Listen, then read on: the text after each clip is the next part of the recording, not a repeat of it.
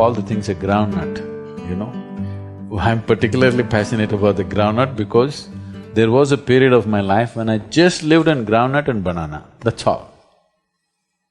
Because it has everything you need. Just soaked groundnut, one handful, this much of groundnut soaked overnight, one banana, my entire day would go. I'm perfectly active, more active than most people will ever imagine. It has everything to sustain you.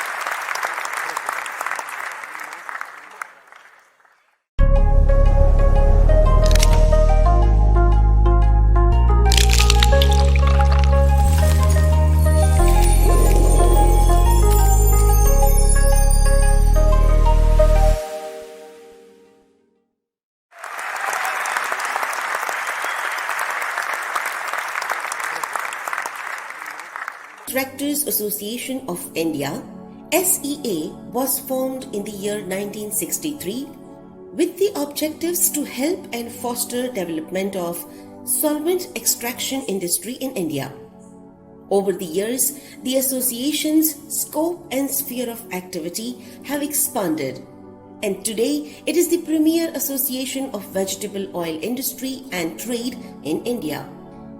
SEA is the first association in vegetable oil and oilseeds sector to receive the quality standard ISO 9001 in the year 2004 and is now upgraded to ISO 2015. This has helped SEA to further improve its service for the members and its image as premier association of vegetable oil industry in India and abroad. SEA is recognized as a non-government organization, NGO, by the Ministry of Agriculture and also as the Trade Promotion Organization, TPO, by the Ministry of Commerce, Government of India for exports of various meals, compound feeds for animals, poultry and aqua species, and minor oils. SEA of India.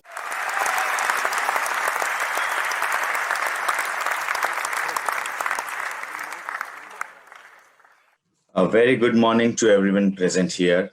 A very warm welcome to all our participants, speakers, guests, and panel members. A very warm welcome to all of you for Wondernut-Groundnut webinar, Prosperity Through Productivity, organized by the Solvent Extractors Association and IOPEPC in association with CLFMA of India and SOMA. I would like to invite Mr. Chaturvedi to deliver the welcome address. Over to you, Mr. Chaturvedi. Thank you, Harshal. Good morning, friends, or good afternoon or good evening, whichever part of the world you are present. Welcome to the first webinar being organized on groundnut by sea in association with IOPEC. I wonder whether I'm pronouncing the name correctly or not. I'm familiar with only IOPR. Anyway, and supported by CLFMA and SOMA. We are happy to share that this webinar has attracted interest not only from India, but also internationally. We have almost 500 delegates attending this conference from India and from almost 20 countries. We take this opportunity of welcoming all the delegates. We are also honored at the presence of Food Secretary Shri Sudhanshu Pandey, as well as Madam Shobha Thakur, Joint Secretary in the Agriculture Ministry. Their presence reflects the importance which policymakers in the government are now giving to groundnut. We have christened groundnut as a wonder nut on account of its multiple uses. Groundnut doubles up not only as an oil seed, but also as a dry fruit. Gandhiji used to say it is a full meal and its nutritious value is second to none. Today, I noticed that even Sadhguru uh, also feels that it's a full meal. Along with banana, he could possibly spend the whole day. Somehow, over the last few decades, this wonder nut did not receive the importance due to it and lost out to other oil seeds like soya. COVID and the huge upsurge in edible oil prices worldwide has once again brought focus back on this important oil seed. To give GN its due, we decided to kickstart this webinar. Corona has compelled us to do it online, but in future, I'm sure we would have more physical seminars.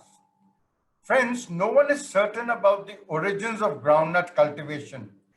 However, there is generally a consensus that the first domestication of this crop took place in the valley systems of Parana and Paranagué River in South America. Today, groundnut is an important oil, food, and forage crop generally distributed in tropical, subtropical, and warm temperature zones. Early Spanish, Portuguese, Dutch, and German explorers found red Indians cultivating this crop on many islands in Brazil, Bolivia, Argentina, and Peru. When were groundnuts introduced into India is a matter of debate among academicians and agri-historians. It is safe to assume that as South America was discovered in early 1500 AD, it is probable that the plant was introduced into India at the earliest in the first half of the 16th century.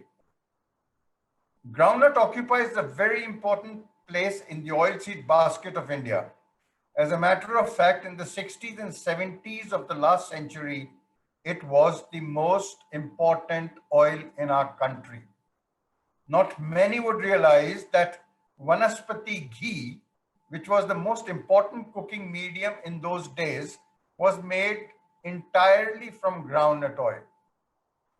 Folklore says that the importance of groundnut oil increased to such an extent that state government in Gujarat depended on groundnut oil stakeholders for their stable existence. The groundnut lobby was so powerful in the state of Gujarat. At a personal level also, I have found fond memories of groundnut. I came into the edible oil business in 1980, and the first thing which my guru, the late Shri Lalit Malhotra, told me was to go and meet Govind Bhai in Rajkot to understand groundnut and also keep a close track of Rajkot Telia, as that decides the price of other oils across the country. Just as currently the price is decided by Chicago as well as Kuala Lumpur in India, those days it was Rajkot which was deciding the price of edible oils across the country in India. Just as we check the price of CBOT and KLC first thing in the morning today, we used to check Telia prices. Such was the importance of GN and its players. Even in the case of feed, GN meal was the most important meal domestically as well as in exports before soya meal replaced it in importance. No wonder India had many solvent extraction plants involved in crushing of groundnut. With the opening up of oil imports under OGL in the 90s, the preeminent position of groundnut got seriously compromised. It would come as a shock to many that GN, which contributed about 60% in India's overall edible oil consumption in 70s, now is less than 1.5% of our consumption. The solvent plants engaged in GN have long been either scrapped or diverted to other oilseeds. The onslaught of imported oils at practically nil duty in the last 2 decades gradually sounded the death knell of GN oil. GN oil became a niche oil as against a mass consumed oil, and its price rocketed, limiting its consumption. It became an oil which could be afforded only by the rich connoisseurs, more so the Gujaratis. High price also induced many unscrupulous elements as well, and it became difficult to procure pure groundnut oil. The situation now has undergone a sea change. Years of neglect of our oilseed cultivation by the decision makers, who were lulled into complacency by low world prices, ended up creating a situation where 70% of our consumption is now dependent on imports. No nation can afford to compromise its edible oil security to such an extent, and this realization is getting driven in the minds of our policymakers with the unprecedented price rise of last few months. Friends, every dark cloud has a silver lining, and this price rise has come as a blessing in disguise for our oilseed farmers.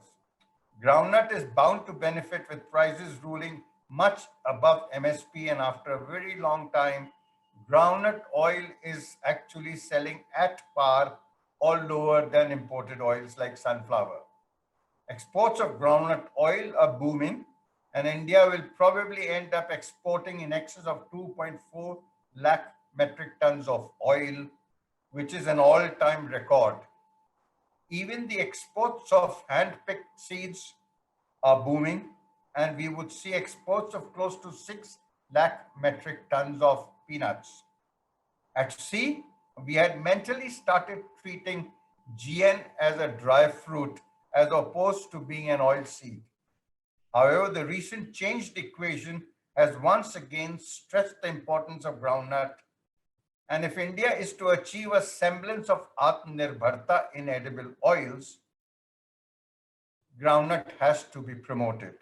Being a high oil-bearing oilseed like mustard with a very strong acceptability in our country, time has come to promote it big time, and that's what we are trying to do. We are happy to state that Government of India has included GN promotion as one of the main agenda under National Mission on Edible Oilseeds. To give GN the required trust, SEA has decided to promote GN on a war footing and once again help create the right ecosystem which will promote this oilseed.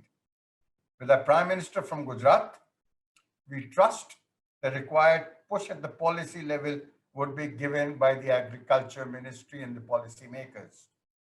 Friends, the month of June has brought good tidings by way of reduction in the corona infections on the one side and very good advancement of monsoon across the country.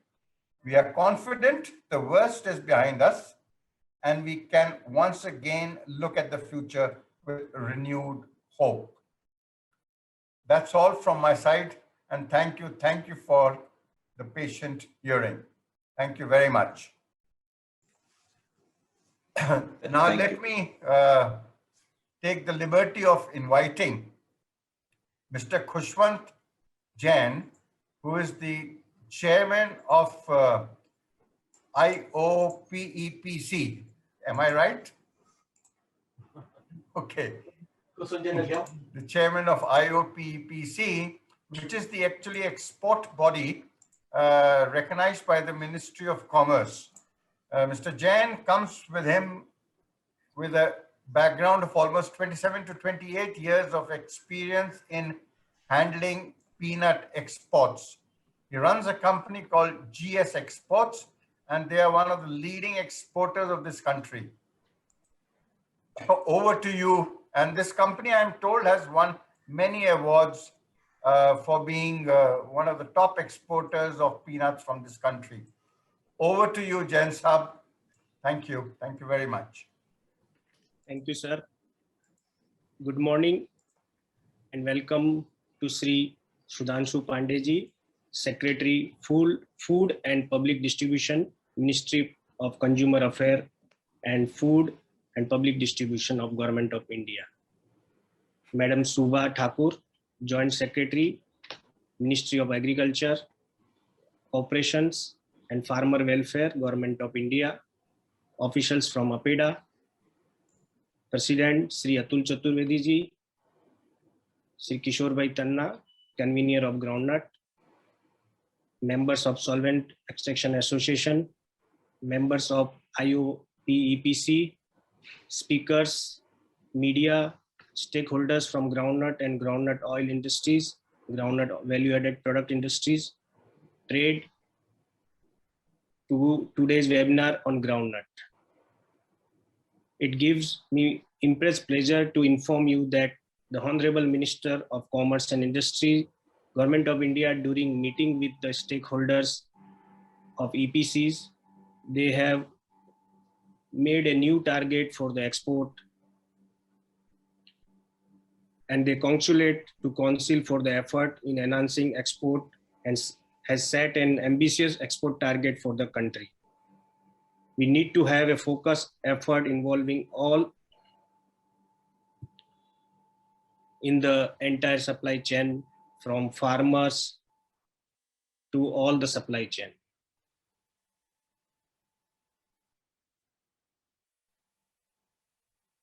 The trade association, the policy maker, government and unfilled political will to achieve this. As one of the step towards direction, C jointly with IOEPC has organized this webinar, Wondernut, the Groundnut. Government and other organizations are trying to address the key challenges of agriculture in India, including small holding of farmers, primary and secondary processing, supply chain, infrastructure supporting the efficient use of resource and marketing, reducing intermediary in the market. Groundnut is an important oilseeds crop in India.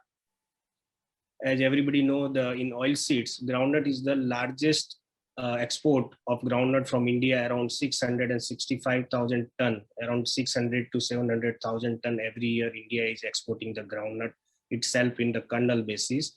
The value product, other product is extra, other than the groundnut. India should concrete on the value-added product related to groundnut product, and India has high export potentials in value-added products in foreign countries, especially in developed countries. The Council is continuously on process of promoting export of value-added products, groundnuts such as roasted peanut, peanut butter, coated peanut, and others. Different variety of groundnuts are used for different food products. Therefore, there is a need to have focus on the seeds quality.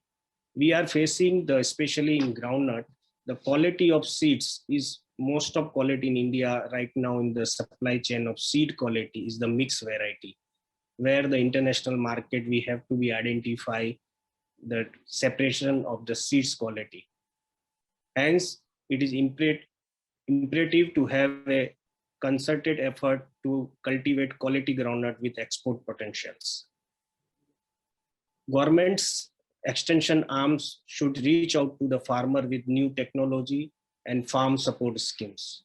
Farming for subsistence, which makes scale of economy in questions with majority of small holdings, low acreage of credit and prominent role of unorganized creditors affecting decision of farmer in purchasing of input and selling of outputs.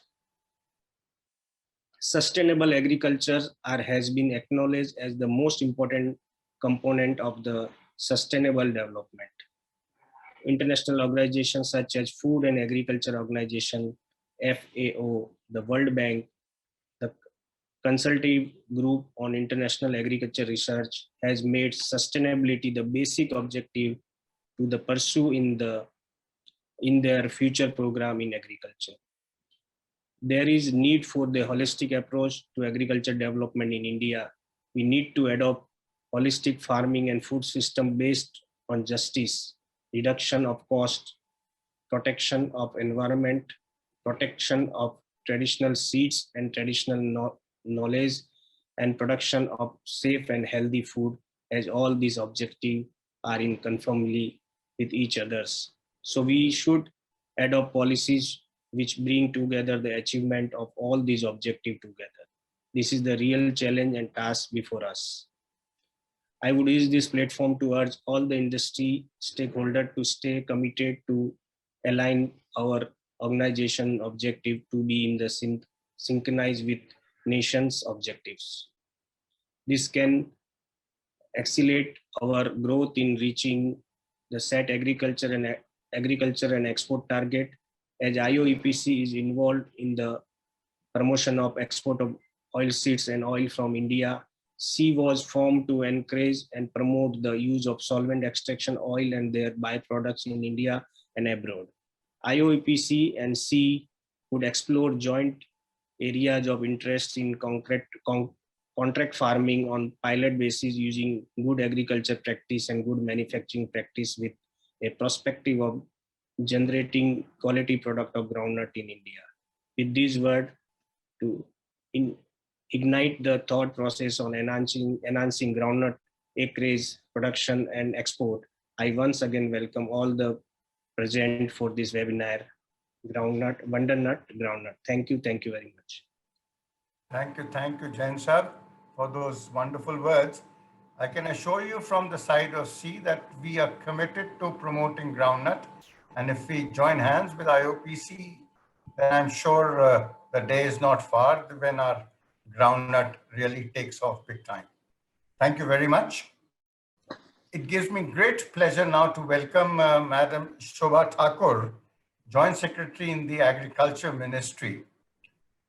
Madam Thakur is currently handling a very important portfolio. Apart from her other responsibilities, she is responsible for giving the required push to the National Mission on Oilseeds, which we all are waiting for it to see the light of the day. And under her charge, I'm sure it will get the required thrust.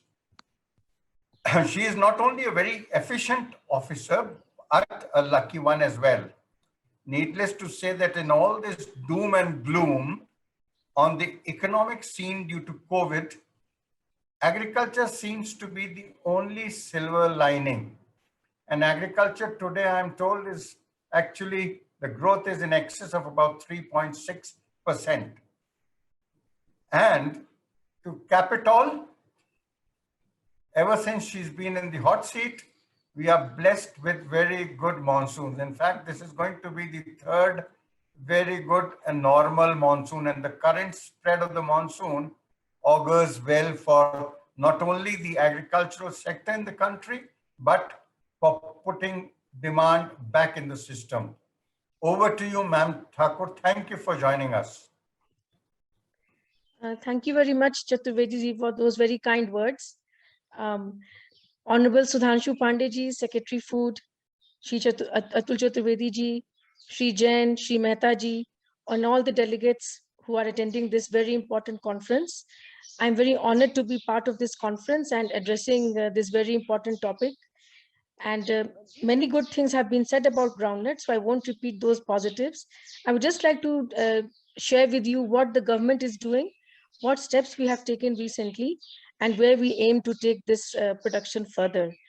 So as all of you know, though we are sufficient in food grains and our third advance estimates are very, very bright, we are going to produce around 305.43 million tons of food grains.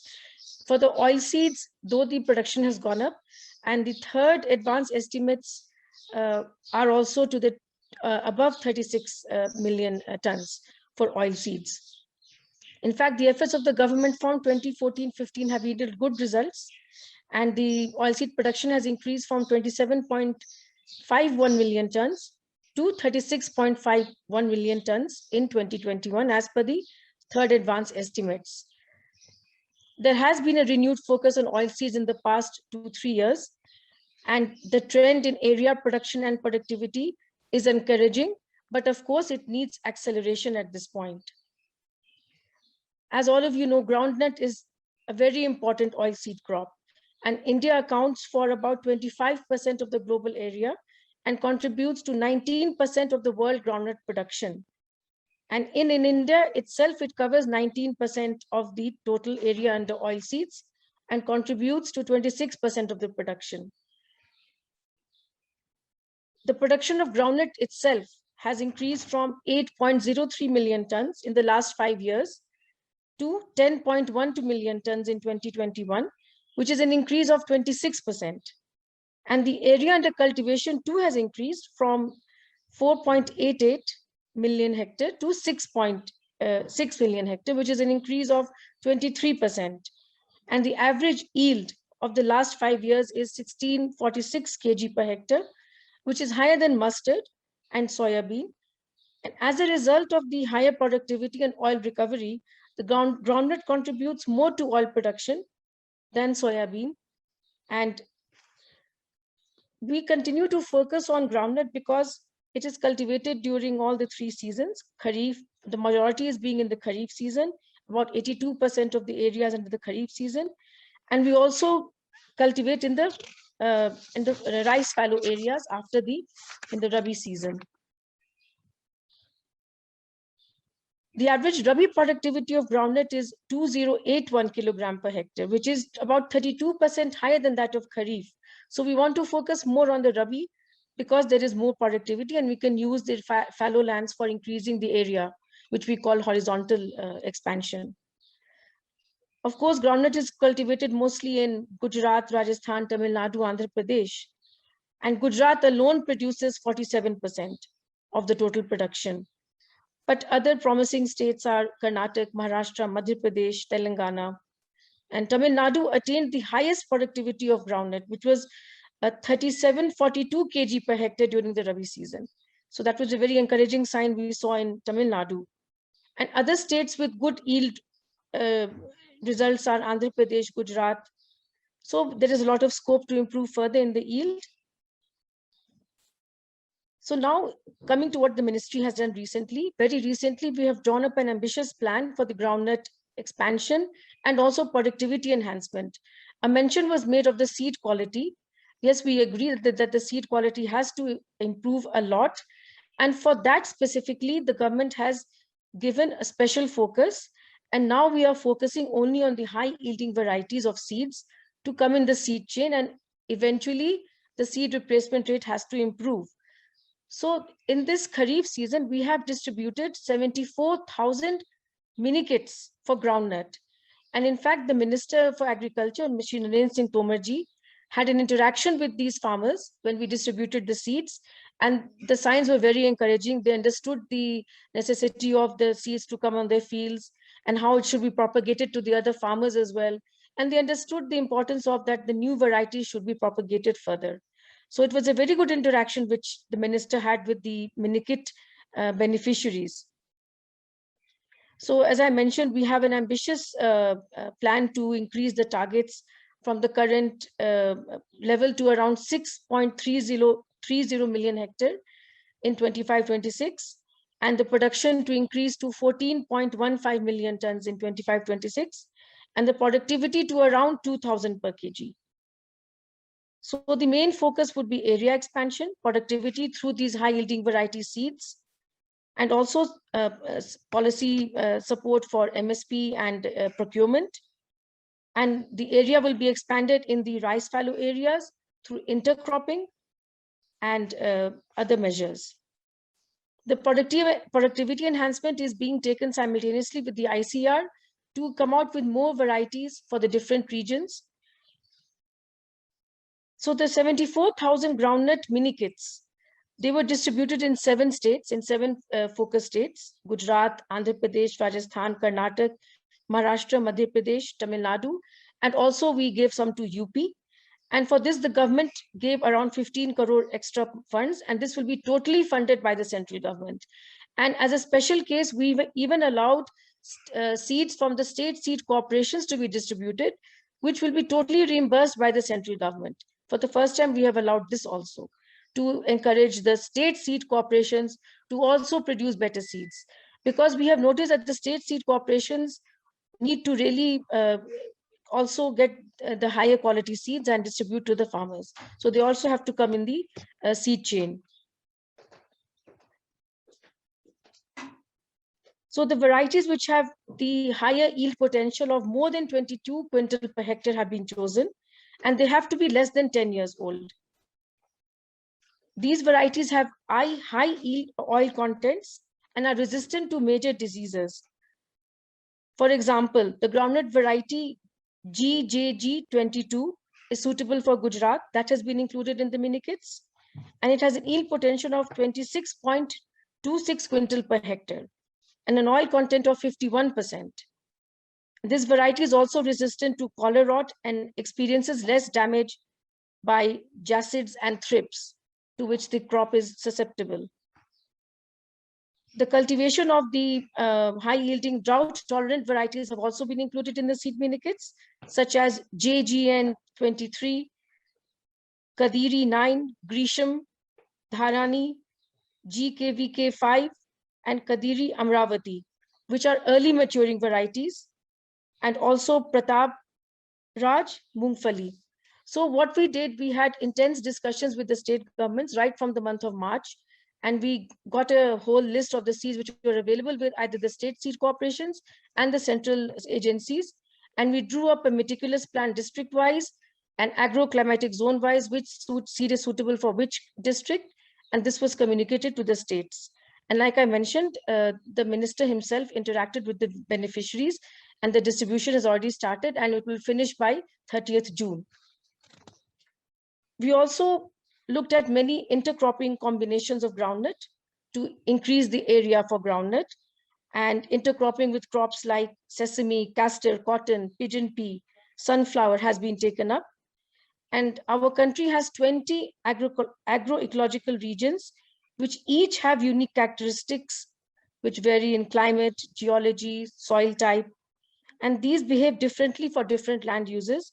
So all this has been taken into consideration while distributing and allotting the seed mini kits.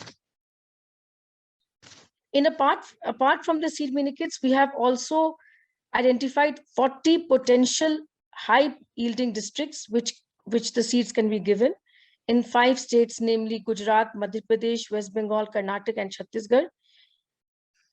And these districts are agroclimatically suitable for crops and are producing more than 1.25 times of the national average yield. So that's how we chose these districts. And even in these high potential districts, the seeds have been given free of cost, either from the state seed corporations, which we will reimburse, or through the central agencies, which we reimburse in any case. So in this year, for the first time, we have given a 3-year advanced seed rolling plan to the agencies and the states, and the seed chain, right from the breeder seed to the foundation seed to the certified seed, has been made and has been allotted to the agencies. And we intend to increase the seed replacement rate from the 22% to 30%. So we hope to achieve that this year. Cluster demonstrations will be taken up in the potential districts, and special reference will be given to water management techniques, application of micronutrients, biofertilizers, plant protection measures, and other good agricultural practices. And the farmers training schedule has been drawn up meticulously. And recently, Secretary Agriculture, Shri Sanjay Agarwalji, held a meeting with more than 300 Atma workers. They are responsible for extension in the districts, and with the KVKs and directors of training, and also the Ataris who head the KVKs. And we interacted directly with the scientists, with the Atma workers, and explained to them the need for good extension programs so that the farmers understand what is given to them, and so that they can also propagate the new seeds to the other farmers and reuse the seeds as better seeds in the subsequent years. So I heard about the greater coordination which is required between the IOEPC and SEA. I urge the IOEPC to have greater coordination with Ministry of Agriculture itself, because ever since I have joined as Joint Secretary, I have had no coordination with IOEPC. So I urge that coordination from the IOEPC to the Ministry of Agriculture. And C obviously does do a lot of coordination with us and does a wonderful job. And I thank you all for inviting me once again. And I wish this conference all success. Thank you. Ma'am, IOPC side, I will be try to get your appointment, and if you are available, I would like to come and meet you on 29th of this month. If you are available, we can. Yes, I definitely. that is okay. You can fix time from my office and I will be there. Thank you. Thank you very much. Thank you, ma'am, for those wonderful words. And I'm sure if even 75% of whatever plan the Agriculture Ministry has, I think we are at least more than halfway through the Atmanirbharta as far as edible oil is concerned. I think wonderful experiences. And secondly, I just wanted to put across to you that as far as castor intercropping with groundnut is concerned, we have tried it in our model farms and it works wonderfully well. And this is what we are trying to teach the farmers, that it is not only the price which is going to double your income, it is also the intercropping which can help. And it works very well with castor because castor tree grows up and groundnut remains at the lower level. And by the time the groundnut is cut, the castor tree has actually gone up, and the castor harvesting takes much later in early June, early January or something. So I think it can work wonderfully well with castor. And I'm sure the ministry is working on that. Thank you very much once again for joining us in this webinar. Now, friends, it gives me great pleasure to introduce a wonderful personality, Shri Sudhanshu Pandey ji. He is the Food Secretary of Government of India. Sudhanshu Pandey ji as Food Secretary has brought a whiff of fresh air in the working of the Food Ministry. We have been dealing with Food Ministry for a very long time, but interacting with Pandey ji is a different experience altogether. COVID restrictions have ensured that we have never met him physically, but he has ensured interactions continue via Zoom and WebEx. We have recently seen him in action in getting the bottlenecks removed in import clearance by proactively getting FSSAI and customs on the same platform. Earlier, it was taking about 10 to 12 days for import cargoes to be cleared, and this period is now down to 2 to 3 days, shortening the problems of the supply chain. And in fact, in these times when vegetable oil prices were going through the roof, this has gone a long way in smoothing the supply chain. Further, the recent anomaly pertaining to tariff revision on palm and soya oil was also rectified at lightning speed. I have never seen Government of India changing a notification within less than 24 hours of its issuance. Thank you, sir, and thank you very much for joining us. Over to you, sir. Very good morning to you all. First of all, thank you very much for inviting me. But today morning we had a very bad start, and I was in double minds whether I would be able to join or not. One of my very dear colleague, Mr. Guru Mahapatra, who was Secretary DPIIT, he passed away, and so therefore we are condoling his death. We had known each other for a long time, including his family. So this is really very difficult time that each one of us is going through. Notwithstanding what is happening due to COVID, life has to go on, and therefore I decided that the commitment that has been made to the industry, that should stay, and that is why I am able to join. All of you, and especially my colleague Shubha Thakur, who is very proactive, a very sincere, committed professional civil servant, has already highlighted as to what our government is trying to do. India is a large country with large diversity in terms of agroclimatic zones, cultural preferences, food preferences, and also the income differences, inequities. And therefore, ensuring food security to every section of society poses a very different kind of challenge in India. I recall my days in the Ministry of Commerce, where we could see even countries like Japan able to defend a duty of 700% on their sticky rice, a particular variety of rice that they consume, and they very jealously protect that rice in their country, and they have negotiated a very high duty of about 700%. Because they want to preserve that, they want to grow that, they want to support their farmers.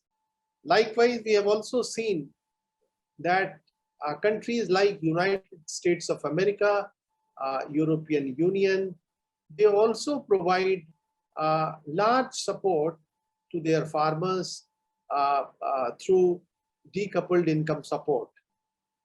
Those supports are production neutral. However, those countries have also gone through a stage where in the beginning, the incentive given to farmer was also production linked. We have a very disproportionate mass of land to our population size, and therefore we have a unique problem. And therefore the opportunity cost for everything that we decide to do has to be very carefully weighed. Groundnut certainly is a wonder nut, and it is also considered a poor man's almond and cashew nut. And it used to be very, very affordable. Lately, its prices have gone up, which is very natural in a growing economy. Its contribution to, as many speakers told, to the Indian edible oil sector is also very high. But this is one such crop which almost can be grown in every state of India. And therefore potential to harness it fully is huge. We have seen that average productivity within India is almost 2.5 to 3 times in Tamil Nadu. And therefore, simply by ensuring that the gains of productivity, higher productivity, are equally distributed across the states, perhaps we can double the production of groundnut very easily. It is very easily possible to do. In order to ensure that we produce enough groundnut, it is equally important that it's not only the area-led growth. As I said, in a country like India, opportunity cost will always decide finally which crop is grown on which land. If the opportunity cost is not favorable, something else will displace that crop and another crop will come, or another economic activity would come. And therefore, while the area-led growth is important, it is yield which is going to play a very critical role, because ultimately, if the yield is higher, then the return on the investment and the utilization of land will be low. Return on investment will be high. And therefore, perhaps a time has come, while government has been making investment in agriculture, it is time for the private sector also to a very proactive role in developing right kind of seeds, promoting those seeds, and holding farmers, investing in the infrastructure, agriculture infrastructure for cash crops like groundnut, so that its production grows faster, as my colleague said, than what it is growing. Our population expects that their growing needs, both on the food security as well as the taste differences that are gradually developing, they are also catered to. Groundnut is one such product which has vast variety of basically value-added products coming from it. And therefore, pressure on oil is also going to be high. Means you can consume peanut as it is, you can eat fried, dried, coated, peanut butter. Large range of new products are coming. Now cookies are also coming. If you see in the West, then you suddenly find Nutri-Bar is also coming, made from peanut. So whole range of new products are coming. So therefore, pressure on the groundnut per se is going to be high. And therefore, unless a sufficient quantity is also available for oil extraction, its contribution to the edible oil sector will not grow as fast as we would like it to grow. And therefore, increasing absolute production of the groundnut is critically important. India has a very strong diaspora. We have over 3 crore Indians settled abroad. And whether it is groundnut, pea-related products, there is a demand for them. And therefore, as Mr. Jain said, exporting to not only foreigners, but to our diaspora abroad becomes critically important. A lot of Indian products go abroad because there is a demand of Indians settled abroad. And now a large number of Indian students are also going out. And you have seen that all these factors are pushing exports of various products from India.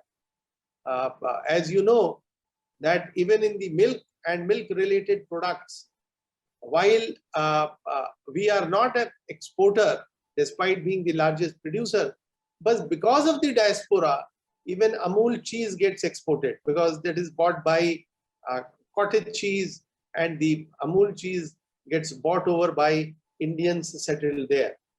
So the point that I'm trying to make is that the value-added products will continue to have pressure on the groundnut, and therefore surplus quantity of the groundnuts for the edible oil is going to be important. The monosaturated fat component being low in the groundnut oil also makes it a healthy medium of cooking. And since its taste is acceptable almost across India, and therefore the possibility of marketing this oil is very, very high. As I said in the beginning itself, how do we achieve this?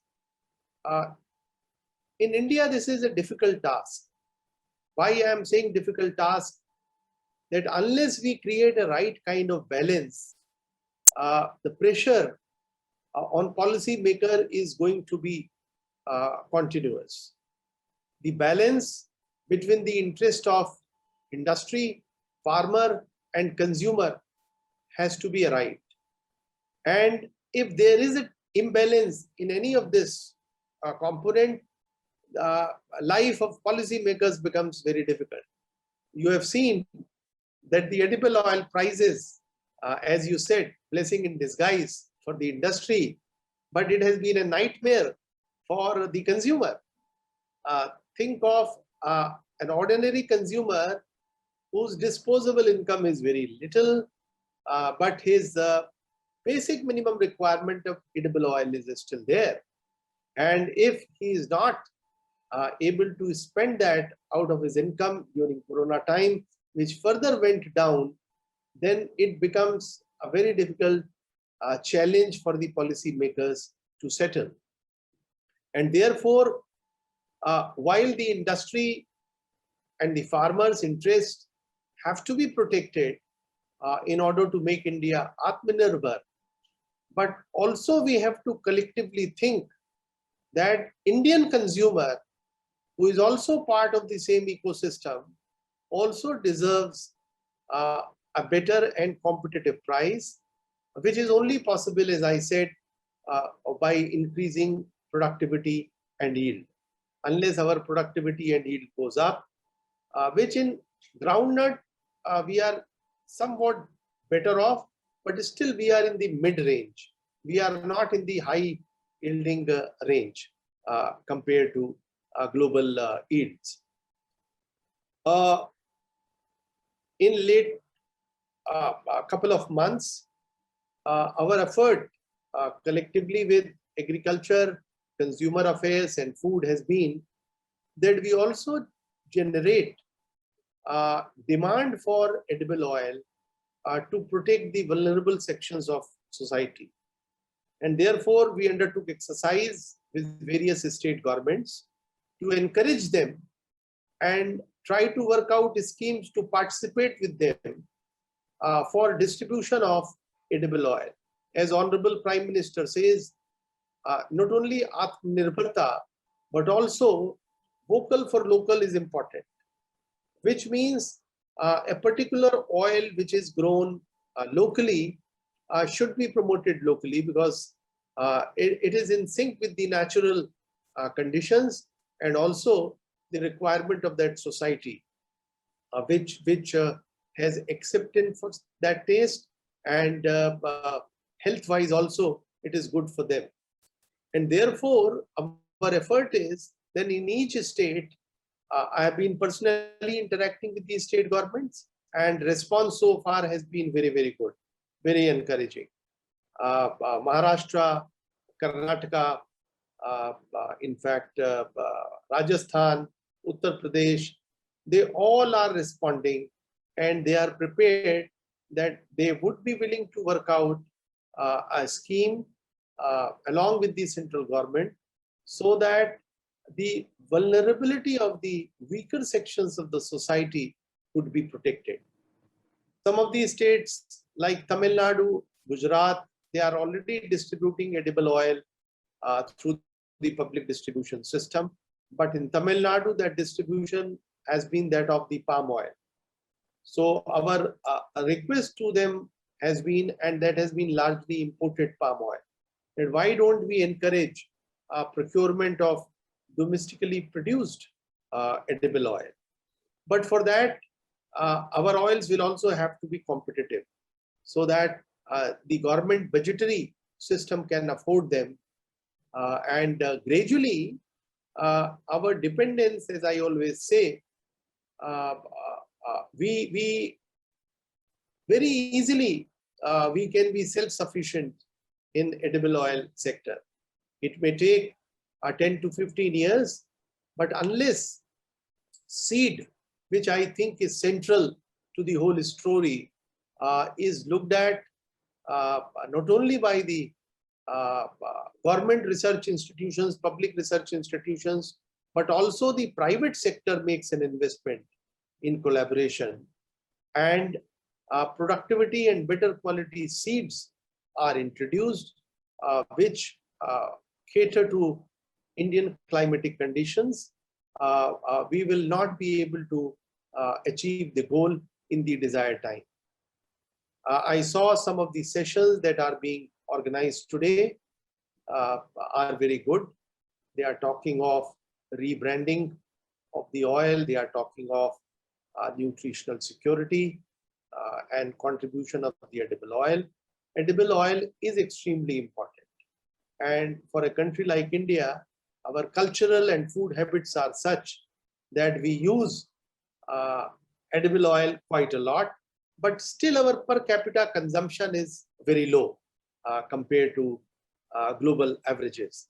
And therefore, our collective effort on the occasion of this conference, focusing on this wonder nut, should be rededicating ourselves to making India Atmanirbhar in edible oil sector and promoting all locally grown edible oils for use in India.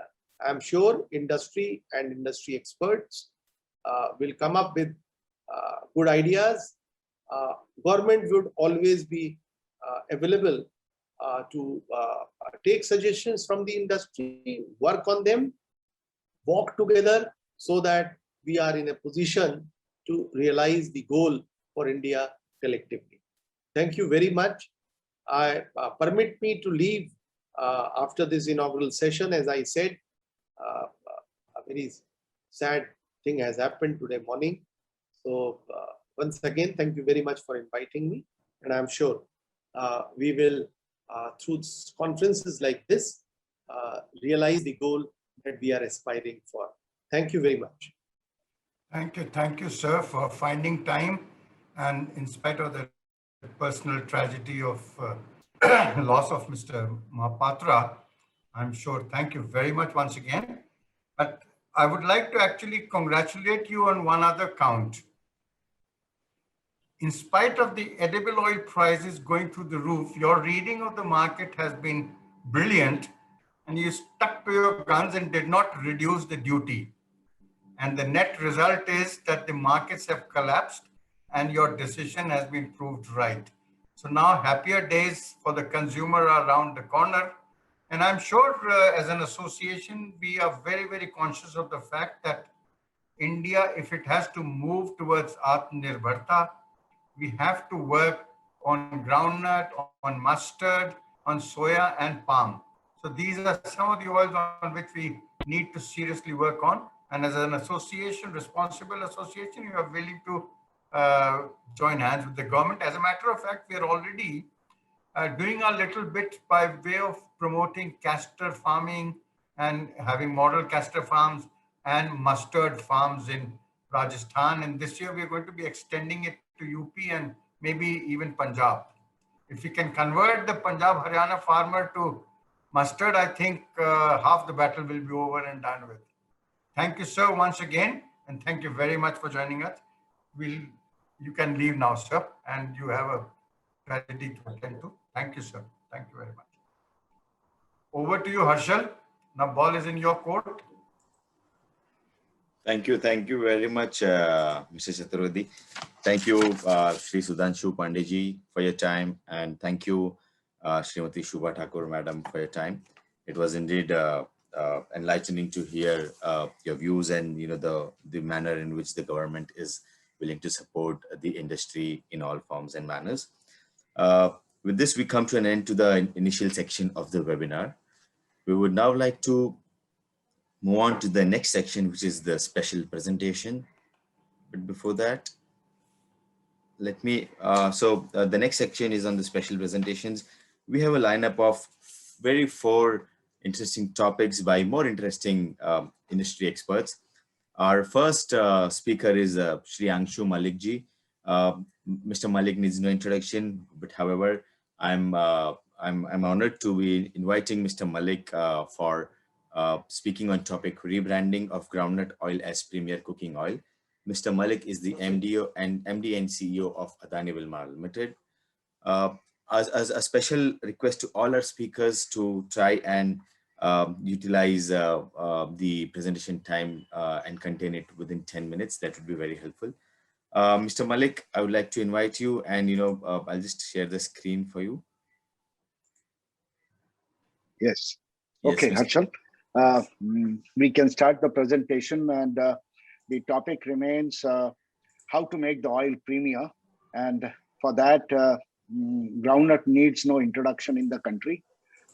It has been an oil of all history, and we all know the oil as much as we know ourselves, except that there are certain finer elements of groundnut oil which possibly we can look at.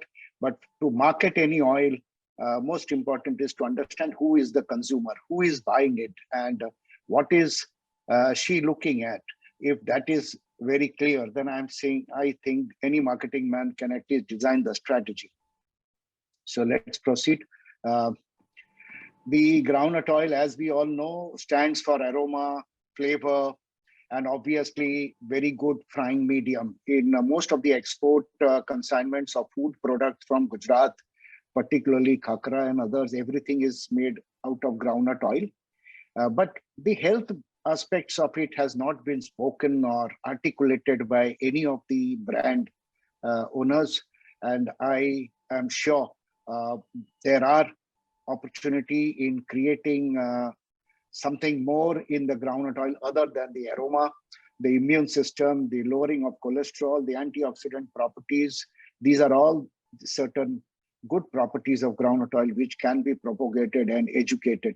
None of the brands have actually worked on it. So I think there is an opportunity lies in this. But then groundnut oil has been historically our old oil. Next slide, please. 50 years back, groundnut oil used to be 58% of the total edible oil basket. So majority of the oil consumed in India was groundnut oil, and today, after 50 years, it's only 1%, 1.5%. Now, that is a story, as Atul Chaturvedi has always said, that it has relegated itself as a dry fruit rather than oil seed.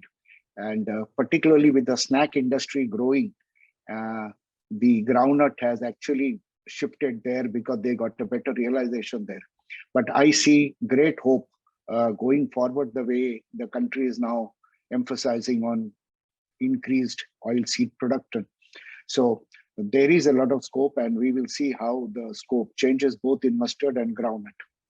Next slide, please. So once we see who is the consumer, it is 3 states which accounts for 80% of the total edible oil consumption of groundnut, which is Gujarat, Tamil Nadu, Rajasthan.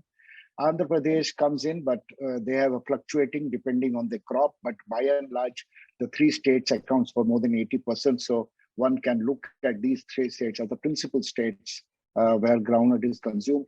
50% of the groundnut is consumed in Gujarat. So no doubt, Gujarat still leads the consumption of groundnut oil. Next slide, please. If you see the divide between urban and rural, because normally a marketing man would like to see who is the consumer, is an urban consumer or a rural consumer. At the India level, obviously, little weight on urban. So urban has 53%, but in Gujarat and Rajasthan, these are the 2 markets where urban is higher in volume, but very opposite situation in Tamil Nadu, where 66% today is a rural consumer. So Tamil Nadu is driven by the rural and the villages that consume more groundnut, but in Rajasthan, it's urban. So there's a difference in the type of consumers who is consuming the groundnut oil. Next, please. If you now see what is pack and what is loose, because this is very important as from the marketing point, how is the packed oil market growing?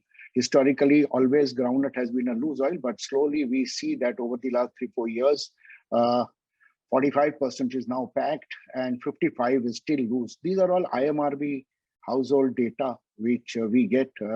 And once you look at it, you will find that Gujarat, there is a great improvement in packed groundnut oil, as well as in Rajasthan. But Tamil Nadu continues to be a loose oil, heavily dependent on the loose oil. So Tamil Nadu is a rural market and is a loose oil market, whereas Gujarat and Rajasthan is an urban market and a packed oil market.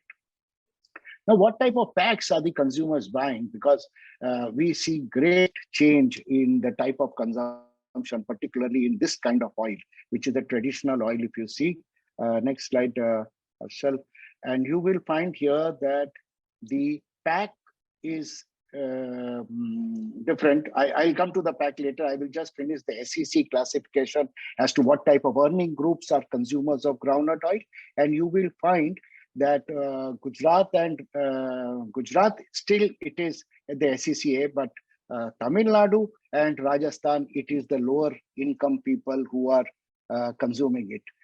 What does this mean? In Tamil Nadu, it's now very clear that it is the rural, it is the lower poor income people, and it is loose, which is the major consumer of groundnut oil in Tamil Nadu. Rajasthan, it is the poor people, but in packed form they are buying. In Gujarat, it is the urban, it is the rich, and it is the packed that is bought. But what kind of packs are they buying? Are they buying smaller packs? Are they buying bigger packs? Because in India, mostly edible oil sold in pouches. But in case of groundnut, which is a traditional oil, what people are buying? So we see from the IMRB data, next slide, is the consumption pattern of which SKU is sold, and you will find that in Gujarat, it's 88% is bulk pack or 15 liters. So every households in Gujarat actually wants to buy a tin, and mostly they are joint families or bigger families, or their edible oil consumptions are very large. Gujarat per capita consumption is more than 32 kilo per head per annum, and Rajasthan is around 24 kilo. So both these consumers are very high edible oil consumers. They prefer bigger pack size, and that is why 88% is larger pack. In Rajasthan, if you see, almost 90% is 5 and 15 liter. Whereas in Tamil Nadu, if you see, it's reverse. It's mostly it's pouch. So, and here also 1 liter and half liter is there. I have merged the half liter here to reduce this thing, but it's half liter is almost 40% of this. So people are buying smaller quantities here in Tamil Nadu. So there's absolutely reverse between how a consumer buys in Gujarat and how a consumers buy in Tamil Nadu. So that is very interesting from a marketing point as to how we look at the consumer and what type of profile of the consumer exists in this kind of oil. Not necessarily that this is there in other oils also, but in groundnut, we are now seeing this is becoming evident for the last 3 years data. Next, Harshal. I was scanning through the type of advertisements that we are seeing, but very rarely we see groundnut oil ad. Not many people have invested heavily in this brand, except 1 or 2 brands in Gujarat. But if you see this ad, this is the new generation ad. I thought I must show you to just discuss that. The consumers of this is actually old people, but here we have targeted the newer consumers, and I would appreciate this company's outside outlook in types of devising strategy. Can we show the ad? என்ன ஹோட்டலே வாங்கிட்டியா? காடி advanced filtered கடல் எண்ணெய் வாங்கினேன். திறந்ததும் பிரமாதமான வாசனை. சரி cook பண்ணணும்னு ஆரம்பிச்சேன். எண்ணெயோட மனமும் ருசியும் அப்படியே பஜ்ஜி, பொட்டேட்டோ ஃப்ரை, எண்ணெய் கத்திரிக்காய் சிப்ஸ்னு அடிக்கிட்டே போயிட்டேன். Cardia advanced filtered groundnut oil ரொம்ப பியூர். வாசனையிலேயே கண்டுபிடிச்சிடலாம். நம்ம ட்ரெடிஷனுக்கு ஏத்த மாதிரி தயாரிச்சிருக்காங்க. மனமும் சூப்பர், டேஸ்டும் சூப்பர். டெய்லி இதே மாதிரியே நம்ம பண்ணுவோம். Cardia advanced filtered groundnut oil, மணக்கும் சுவை. ரம்யா, அரிசியில கல்ல கலந்தா பரவாயில்ல, இங்க கல்லுல அரிசியை கலந்து வச்சிருக்கானுங்க. எங்க போயிருந்த ரம்யா? கடல் என்ன வாங்க. எதுக்கு சிரிக்கிறீங்க? இல்ல, அரிசியில இருக்கிற கல்ல தனியா எடுத்துற முடியும். நீ வாங்கின அந்த கடல் எண்ணெயில மத்த எண்ணெய் கலந்துருக்குமே, அதை எப்படி எடுப்ப? ஹலோ மிஸ்டர், இது மிஸ்டர் கோல்ட் கடல் எண்ணெய். சில பிராண்ட்ல மலிவான எண்ணெயோட செயற்கையான மனம் சேர்த்து கடல் எண்ணெய் என்ற பேர்ல விக்கிறாங்க. அதனால பாக்கெட்டை பார்த்து வாங்குங்க. மிஸ்டர் கோல்ட், இது 100% கடல் எண்ணெய். In the earlier ad, we have seen that they have used a young couple. That is interesting because most of the groundnut oils, we have seen that grandmother or elderly person is used to propagate the product because that is how it is. But the new trend is coming from the younger generations, and it is these generation which will actually look at groundnut as a positive oil, as an oil which they would like to associate with. Looking at this, the marketing people must understand that the younger generation is going to bring more volumes than the elder generations. So these are things. Okay, so groundnut category creation is something that not much of us have expressed and invested. That is because this oil has not been a major oil. But going forward, as groundnut oil gains importance and more availability increases, I am sure each one of us will look at it and building the category. Premium cold press oil is another opportunity to push forward and premiumize the groundnut oil. And communicating the millennials will be the way forward, because that is where the entire market would be next coming 5-10 years. So e-commerce and millennials will run the category, so we can concentrate in this type of business. That's all. Thank you from my side. Thank you so much, Mr. Malik. This was very interesting perspective on, rebranding the groundnut oil and targeting the young consumers. And, it is nice to see an ad in Tamil, which we could kind of understand about, the essence of groundnut. Communication is all about Communication. understanding. Is understanding. Languages are never a barrier. Correct. Otherwise, Indian movies would not be a hit in China. Absolutely, absolutely. I think, yes. Very well said, Mr. Malik. Thank you so much, sir. We now move on to Shri Kishore Tanna. Kishore Tanna ji is the chairman of SEA Groundnut Promotion Council, and he's also the convener of Groundnut Panel at IOPEPC. Mr. Tanna will speak on export potential for HPS groundnut oil and meal. I would like to invite Mr. Tanna and share his views on the topic. Allow me to just have Mr. Tanna on the screen. Good morning to all the participants. I think it's almost afternoon now, for joining today's virtual webinar on groundnut. I must thank Atul ji for formulating today's webinar title, which is Wondernut-Groundnut. A very catchy title indeed, Atul ji. Congratulations. I just fell in love with it when you sent it. Next, please. I'll start with the groundnut crop scenario for the year 1920. As you can all see, 115 countries cultivate groundnut, and the annual production is 31.09 million tons of kernels. I repeat, kernels. I am told coming year it's going to be around 34 million tons. I just saw the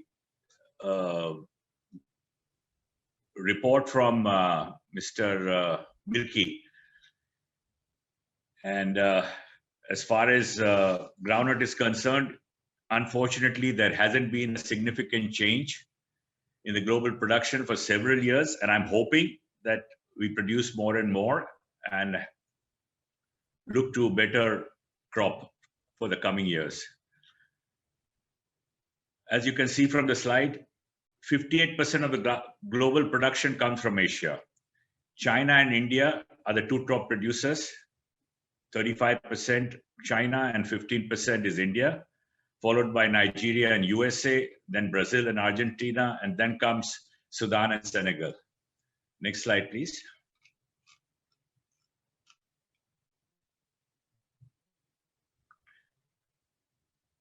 Which are the top 10 producing countries in the world of groundnuts? As you can all see from the slide, we have USA and Argentina on one side. In the center, we have Sudan, Senegal, Nigeria, and Tanzania. And on the extreme right is China, India, Myanmar, and Indonesia. Next slide, please. Which are the top 5 producing global players in the world? And right in front of you. But unfortunately, you'll observe that India, which has the highest acreage, but has the lowest yield, while USA has the lowest acreage and the highest yield. It's a pity. We all must work towards increasing our yields. India is first in acreage, second in production, and third in yields. Next, please.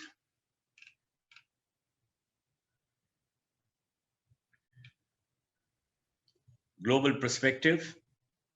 It's all on the screen. I'm not going to repeat the figures. It's right there, and we are short of time. Next, please.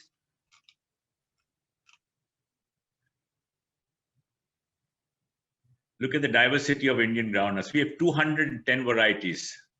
40 varieties are in the seed shade. The 3 main groundnuts are Java type, the bold type, and the red Natal type.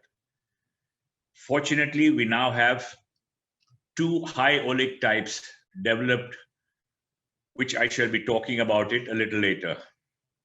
And the beauty is that Indian groundnuts are non-GMO. The bold are known as the Virginia, in the world market, the Java, the Spanish, and the red Natal, the Valencia. Next, please.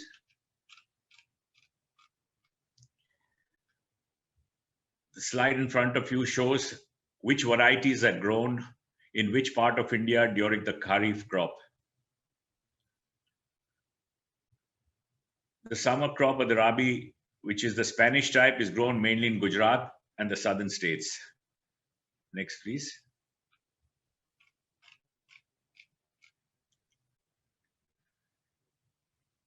Importance of groundnut crop. Why is groundnut so important?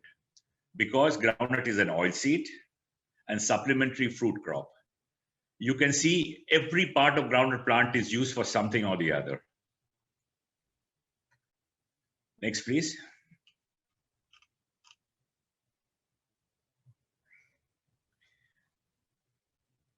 Nutritional and health benefits groundnuts, right in front. Already Mr. Malik has shown us in his previous slide, one of his slides. I won't go into the details except to tell you that groundnuts are healthy and to have every day in moderation. Sadhguruji also said the same thing. And as you all know, groundnuts are poor man's almonds, full of protein, good value, and good health benefits. Next, please.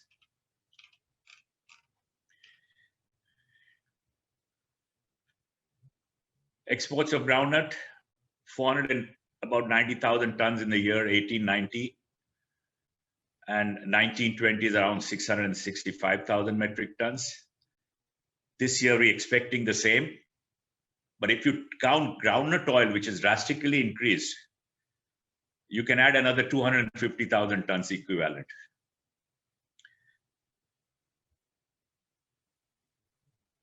Next, please.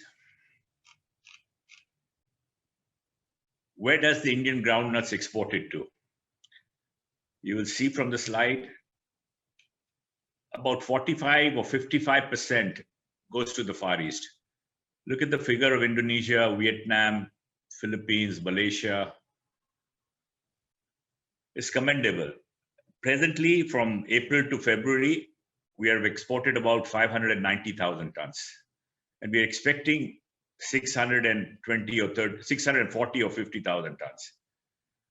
And if you take, as I said, groundnut oil, equivalent to nuts, it's about 850,000 tons. Next, please.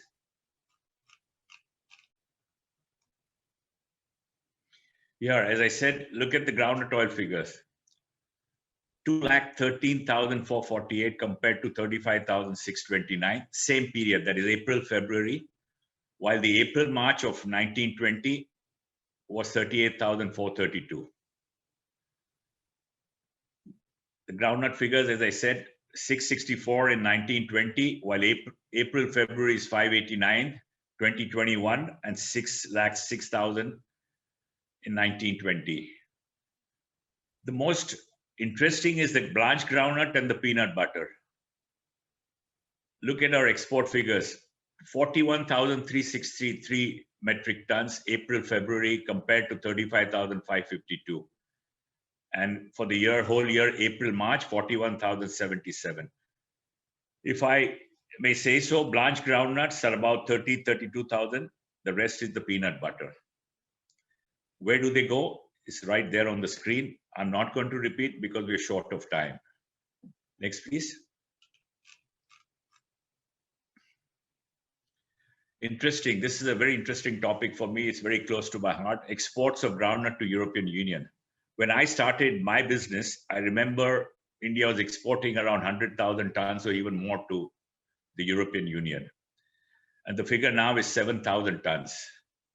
And why? Because of stringent levels of aflatoxin introduced by the EU, which certainly acts as a non-tariff barrier. And I repeat, it does act as a non-tariff barrier. So what did IOPEPC do or IOPEPC do? It pitched for rational limits in Codex for 10 ppb. I'm very hopeful, very confident in a year or two, we shall have those limits. And once we have that limit, I think Indian exports will go back to 50 to 80,000 tons. Let's hope and wish all our exporter friends all the best. Next, please.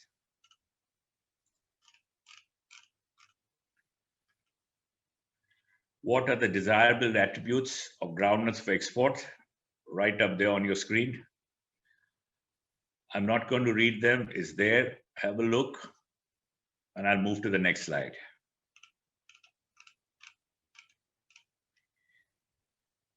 interventions for production of quality groundnut pods, again on the screen.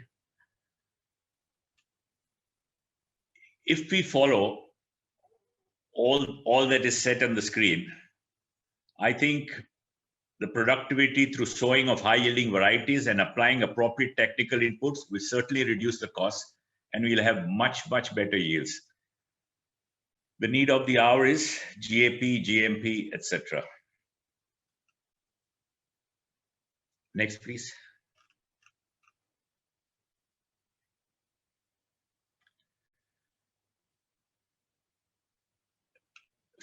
India's first ever high oleic varieties, Girnar 4 and Girnar 5. It falls in the Virginia group.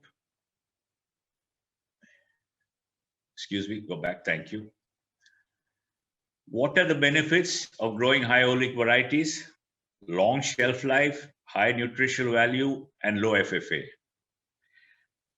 80% of US peanuts and Argentina peanuts have high oleic. It's very unfortunate that they are not getting a premium for those nuts. We are happy, certainly happy, but we would certainly like to follow them and have these varieties grown all over India because of the benefits. Next, please.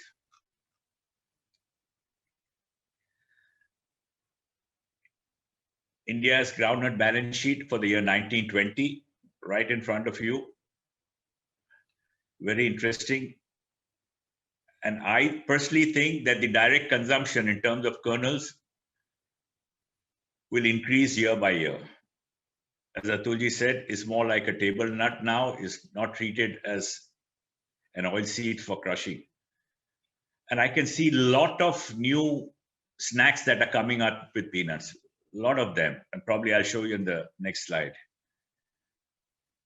But Indians still have used groundnut in the traditional sweets.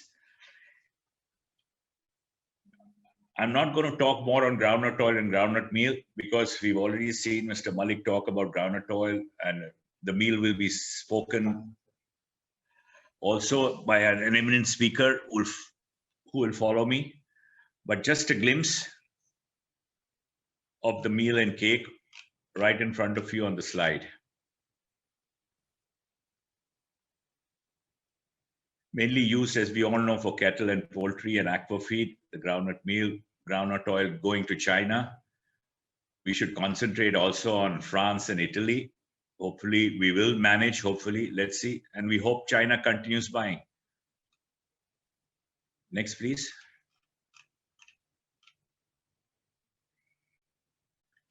Where are Indian groundnuts used? Mainly in snacks and in sweets in India. You can see the traditional snacks, which is the chevra, the salted peanuts, the flavored masala, the chiki, the mandvi pak, the burfi.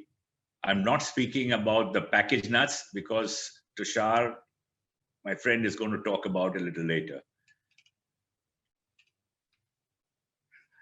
Next, please. I think that's the end. No, there is. What do I feel on groundnut prospects in the coming year? The demand for Indian groundnut is bound to increase both internationally and domestically. You'll all agree.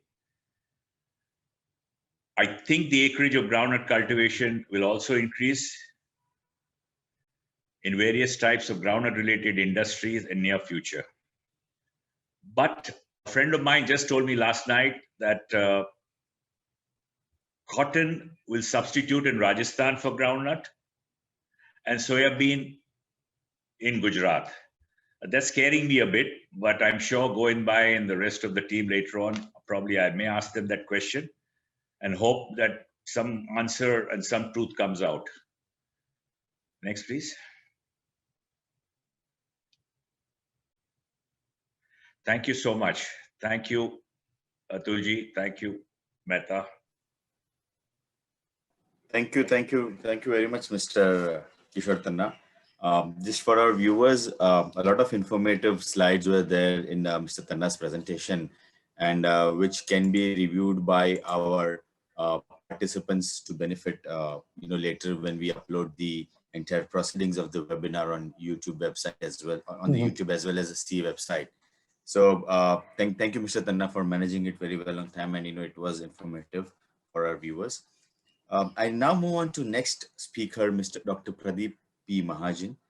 He is a consulting animal nutritionist and a member of Dairy Technical Committee at CLFMA of India.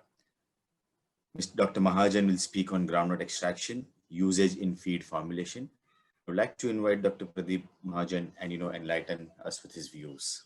Good afternoon, all the dignitaries and industry colleagues and friends.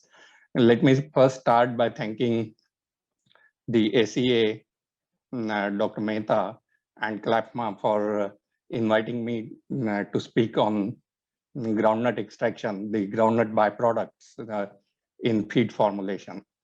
Now, to me as a nutritionist, the biggest advantage of the peanut meal or groundnut meal is its palatability. And you just have to look at yourself.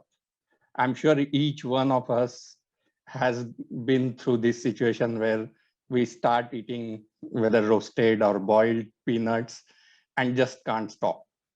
It is that likable. This is true for all species, whether it is cows, buffaloes, poultry. All of these animals like groundnut products, and that is a very big advantage while formulating feed. This cannot be said for many other ingredients which compete with groundnut for protein supplementation of animal feeds. Now, when I said groundnut, it is mainly used for protein supplementation of feed, and the protein varies from 38% to 52%.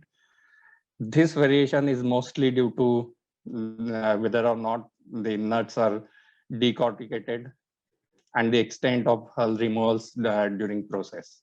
That also is reflected in the variation in crude fiber, which can go from 4 to 16%. Now, when it comes to ruminants, that is cows and buffaloes, mainly for India, it's a very, very good source of rumen degradable protein. Almost 80% or more than 80% of the protein present in groundnut meal gets degraded in rumen. And the rate of degradation is much faster compared to most of other plant origin material available as a protein supplement.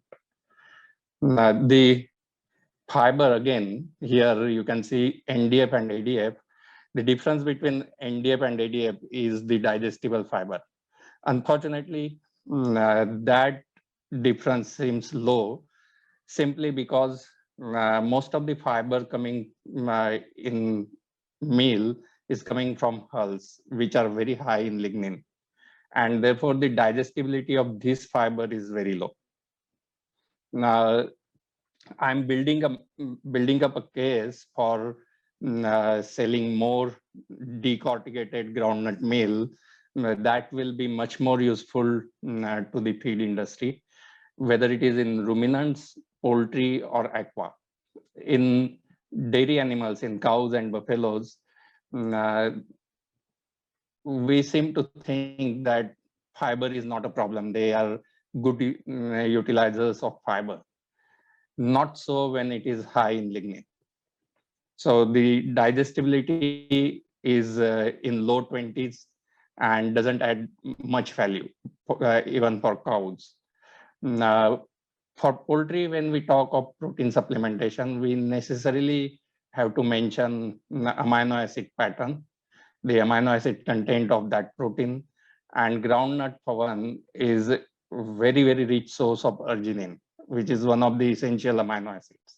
You can see it's not only high in the content of arginine, but its digestibility also is equal to that of soybean meal when it is arginine.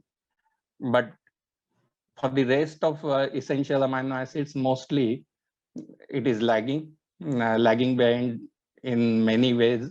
But threonine, I would say, is the most limiting from groundnut Groundnut is a poor source of threonine, but also lysine, methionine, cysteine, and valine. These are the topmost limiting amino acids today in broiler diet. And all of them are not only at a lower level compared to soybean meal, but their digestibility is lower. Now, this has to be considered when we are formulating feed to make it a success. So if we consider this and the metabolizable energy coming from groundnut meal, yes, it is lower by around 100 kilocalories per kg. And ME being currently and mostly all the time the costliest nutrient, the inclusion into feed depends a lot on how much ME is available from the given ingredient.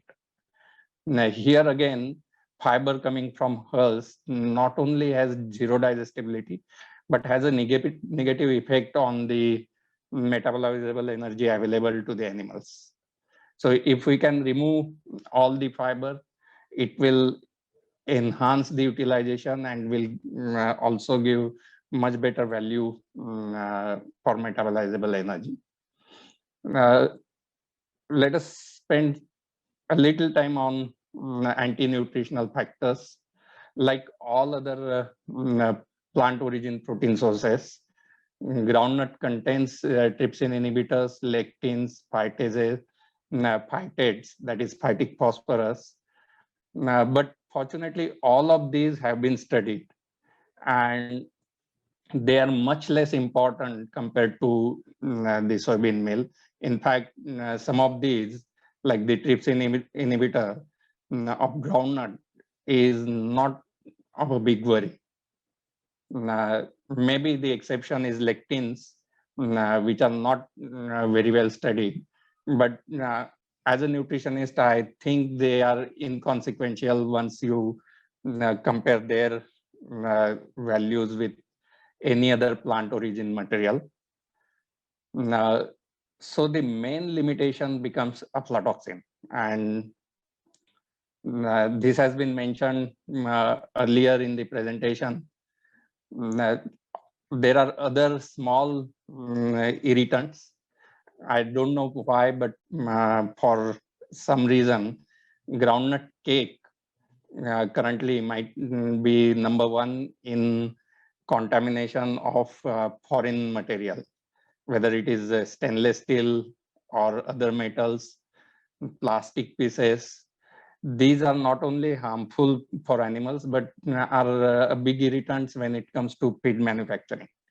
And this certainly can be done away with very easily by improving the feed the oil crushing practices, and we will be left with only aflatoxins as problem.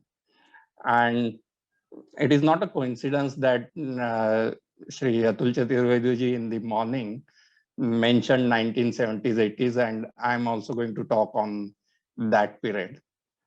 In fact, I don't expect any nutritionist who was formulating for feed mills during that time to be attending this webinar.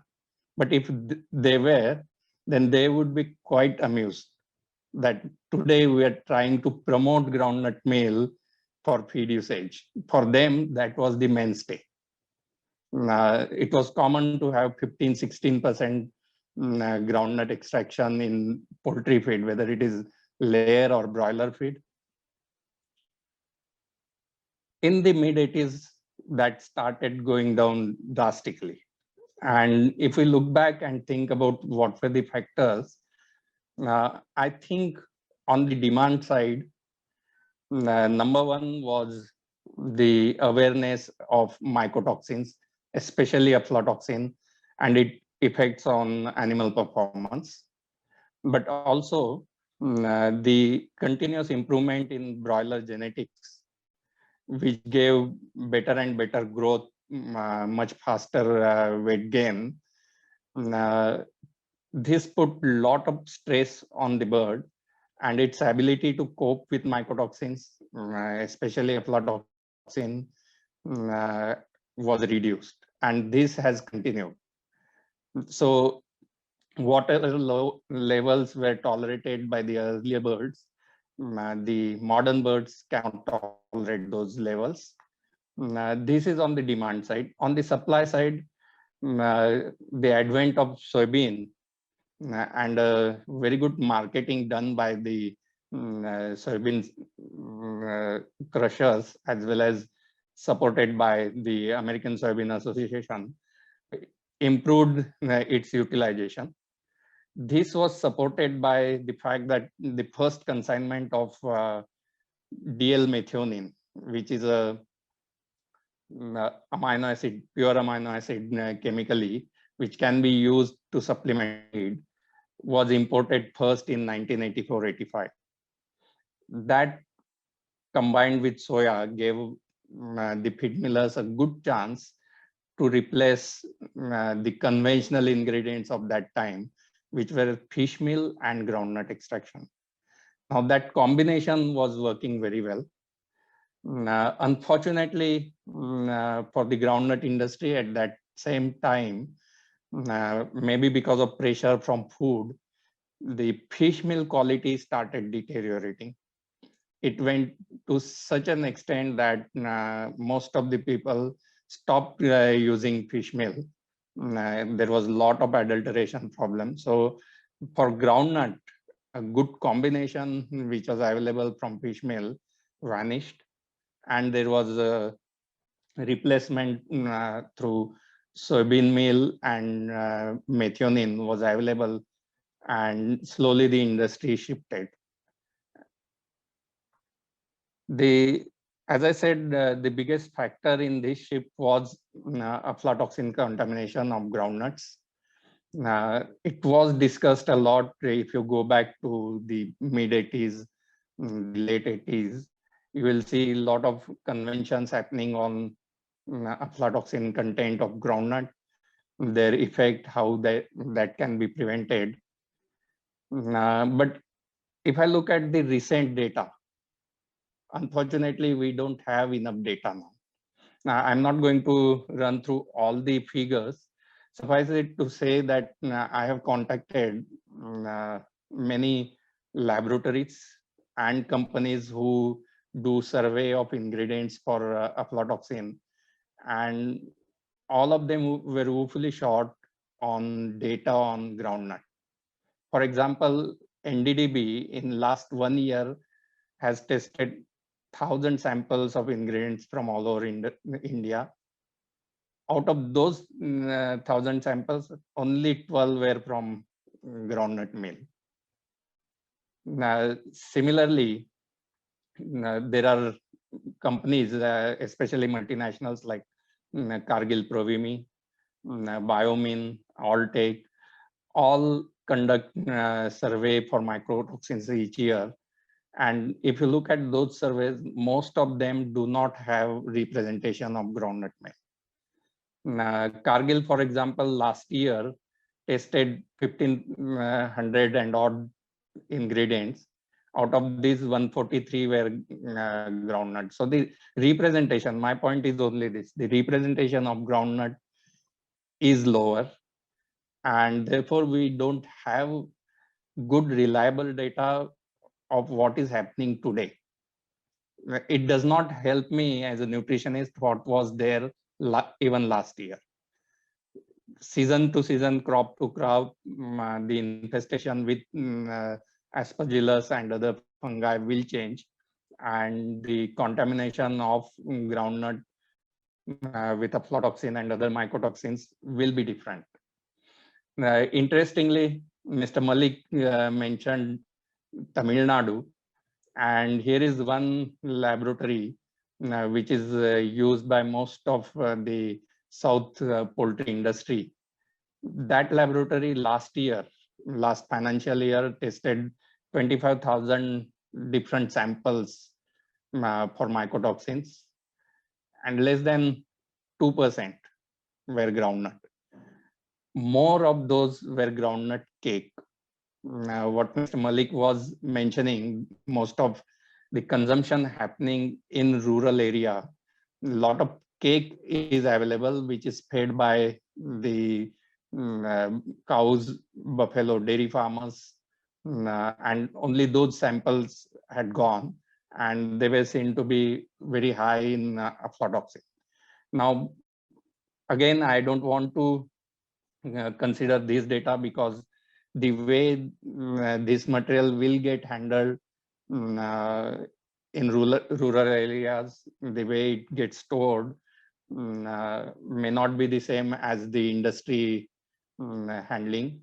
And I think we can do a much better job as industry in selecting and crushing groundnuts so that afla becomes less of a problem. Till now, after the 80s, there was an escape route available for groundnut meal.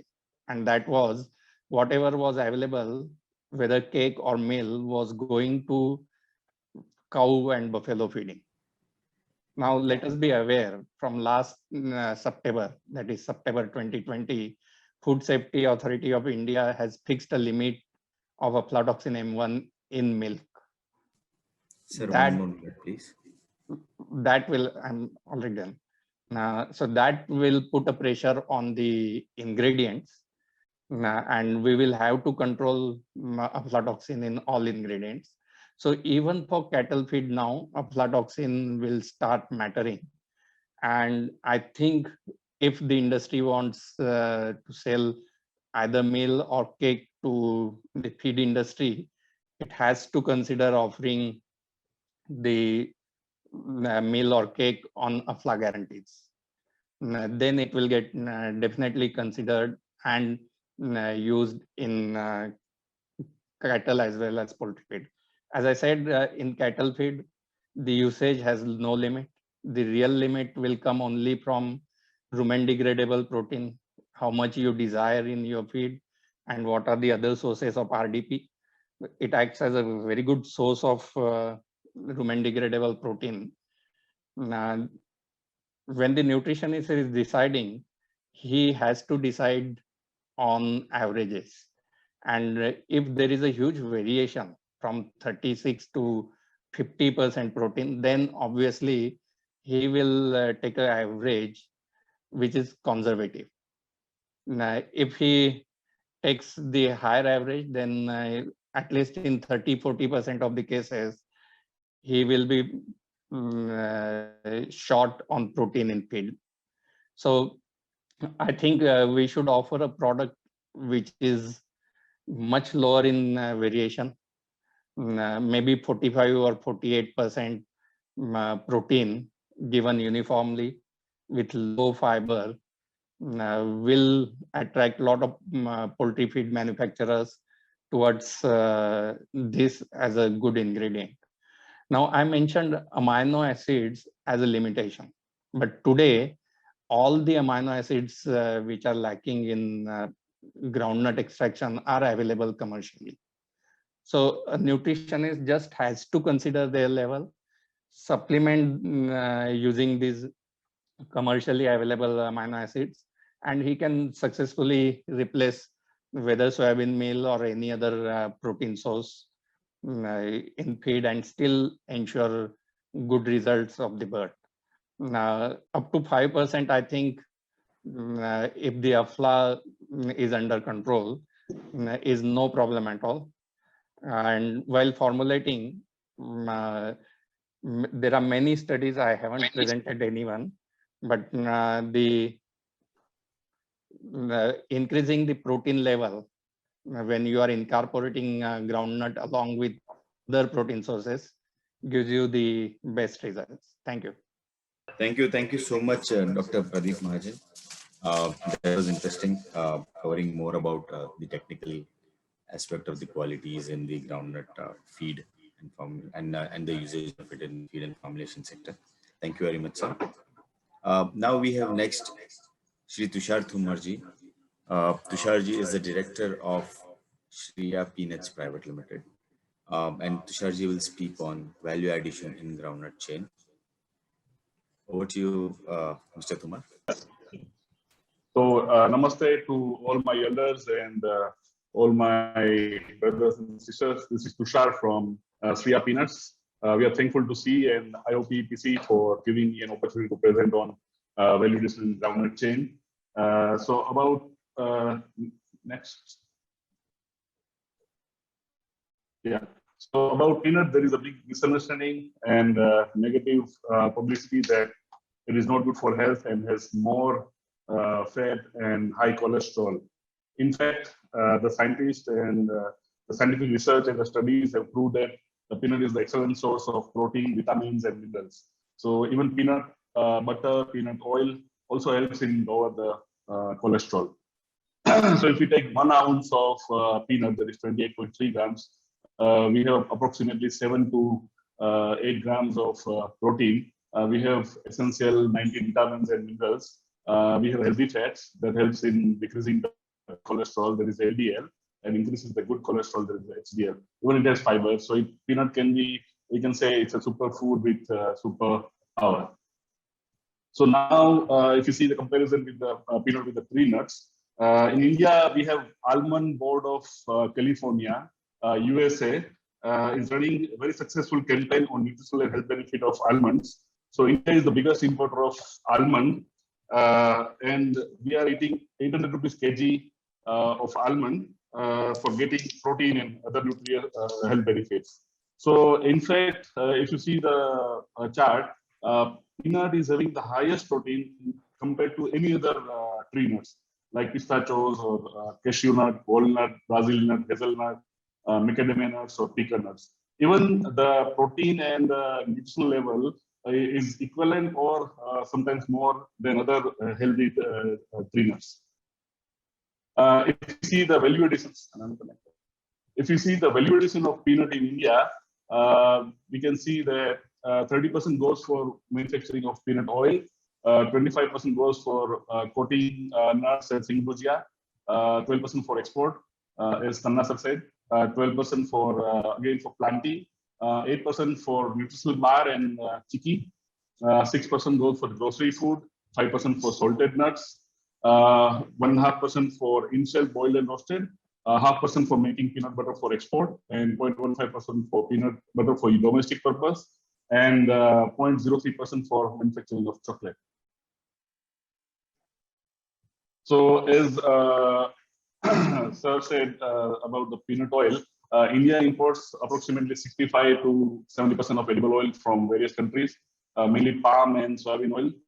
There is a recent trend indicates that the peanut oil demand is rising as people are realizing its nutritional benefit, and we are seeing that very good campaign on mobile and social media about health benefits of peanut oil versus the refined oil. So mainly peanut oil is consumed as raw, virgin, first press, natural, double filtered, triple filtered in the state of Gujarat, Maharashtra, Tamil Nadu, Telangana, and Andhra Pradesh. So we are seeing a big change since last 3 years. In the state of Tamil Nadu, we are seeing a lot of industry increasing of cold press. Mainly there are capacities of 100 to 500 kg. In the state of Gujarat, in Saurashtra region, recently in 3 years, there is 1,500 mini mills has increased in just in the rural part of Saurashtra. They are having capacities of 1,000 kg to 1,500 kg per day. Even there is an increase of small scale industry. There is 5,000 kg to 6,000 kg per day, and some large manufacturers are having capacity of 50,000 kg to 100,000 kg per day. So I will not talk much about the peanut oil because it's already been discussed by the other panelists. So peanut oil is one of the healthiest oil, and it is the vegetable oil that is naturally trans fat free, cholesterol free, and low in saturated fats. So peanut oil is high in unsaturated fat, especially the monounsaturated fat that is same in olive oil and avocado oil. So I'll go to the next slide. Now in India, there are mainly it's used for sing bhujia and other snacks like potted peanuts and traditional snacks. Traditionally, it was a small scale industry, but now there are many FMCG and MNC companies who has done automation in this industry, and some big players are manufacturing daily 100 to 150 tons of Singujia per day. Then another category is chicky and bar, granola bar. So it is one of the most popular traditional Indian sweet prepared with jaggery and roasted peanuts. So previously chicky was made in every household, but now there are many small players, small cottage industry, and few FMCG and MNC companies have recently installed the continuous line for manufacturing of bar, granola, and chicky. The capacities are 10 kg to 5,000 kg per day for a small player, and big player who are recently introducing this chickies, they have a capacity of 50,000 kg per day. Then peanuts are used as a grocery and for household purpose because Indian, due to its high nutritional and nutty flavor, Indian housewives use peanuts in making chutneys, lentil soups, dal, sauces, traditional snacks, and sweets. So it is also eaten as a munching and mixed with other nuts. Salted peanuts with skin. This is a traditional small cottage industry, and very few organized players in this. It is commonly eaten in every household of India. It is a favorite snack during traveling and munching with liquor. It is very tempting, and you just can't have one roasted nut. So it's very popular, and the capacities are 100 kg to 5,000 kg per day. Then in shell, boiled and roasted. Boiled and roasted peanuts are used as snack, and in the northern part of India, where the temperature is low, it is due to its high nutritional value and the lower cost. It is also a favorite snack for common people. Peanut butter. Peanut butter demand and industry is slowly but steadily developing in India since last 10 years. This is a replacement of milk butter, and it is a tasty and healthy bread. At present, there are 16 to 20 peanut butter manufacturers in the state of Gujarat. They are in capacity of 200 to 500 kg per hour. One latest factory, one new factory is having capacity of 2,500 kg per hour. There are more than 50 brands of peanut butter active in India, and mainly it is sold online in the online market. Peanut chocolate. Snickers is the market leader globally for manufacturing of peanut chocolate. Snickers has put their plant in Pune for manufacturing Snickers in India. Other MNC, Mondelez and Cadbury and Nestle, they have introduced their peanut variant, namely Fuse and Munch Nuts. And this is RUTF. RUTF is ready-to-use therapeutic food. It was invented by WHO and UNICEF. The RUTF is made of peanut butter or peanut paste fortified with minerals and vitamins useful for the kids. The RUTF helps kids for their brain development, muscle growth, immune system development, bone formation, and rapid growth. Then peanut meal. Now the processing and technology is developed in India. So we are having peanut meal having protein level up to 58%. So it is a source of protein, vitamins, and minerals for feed industry and affordable price. Soybean meal. At present, soybean prices are approximately 60 to 65,000, and the peanut groundnut meal price is just 40 to 45,000. Similar protein or more protein than soybean. Then interest of policies to include peanut in a midday meal scheme. Peanuts are wholesome food and full of nutrients. The inclusion of peanuts in midday meal scheme can be helpful in fighting malnutrition amongst the children. As per the UNICEF and WHO report, more than 40% kids in India are suffering from malnutrition. So we request the government to introduce peanut midday meal scheme. We request government association that they should publish and spread awareness on healthy benefits of peanut and peanut products through research and scientific evidence in news and social media. By this, we can reduce our dependency on imported vegetable oils, and also we can fight against the malnutrition very cost effectively, efficiently, and sustainably. Peanut For planting, as Kishore sir said that we have more than 240 varieties. So our scientists have developed more than 200 varieties, which is suitable for farmers, for oil processors, food industries, and for export purpose. So recently, they have released new varieties in Gujarat, that is GG 232, GG22. In Rajasthan, we have RJ 510, GJG 17, GJG 18. In Andhra Pradesh, we have latest variety called CLFMA.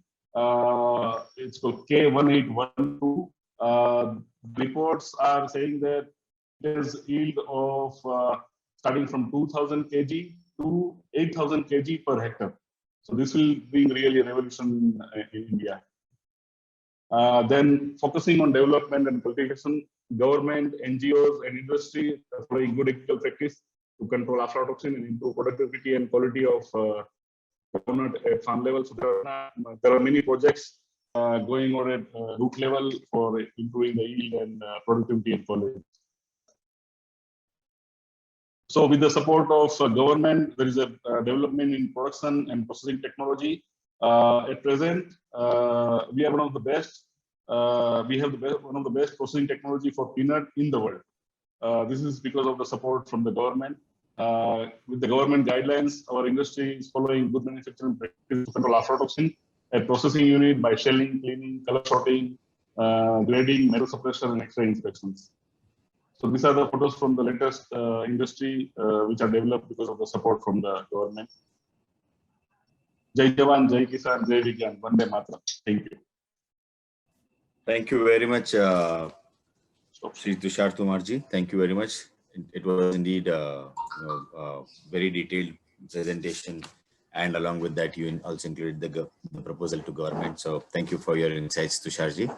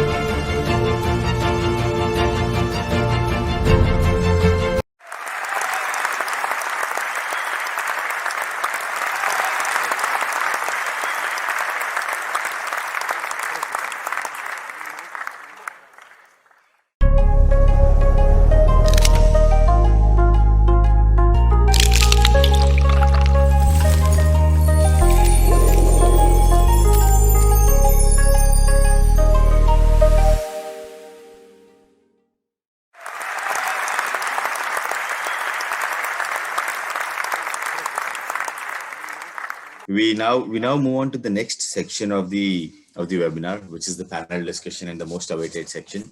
Before that, we would just like to acknowledge our sincere thanks and gratitude to our supporters, Giranar Industries and Gulab Oils for supporting us in organizing this webinar. We now move on to the next section, which is on the price outlook for edible oil with special reference to groundnut oil. Right. Here we, as moderator, we have Srimati Manisha Gupta.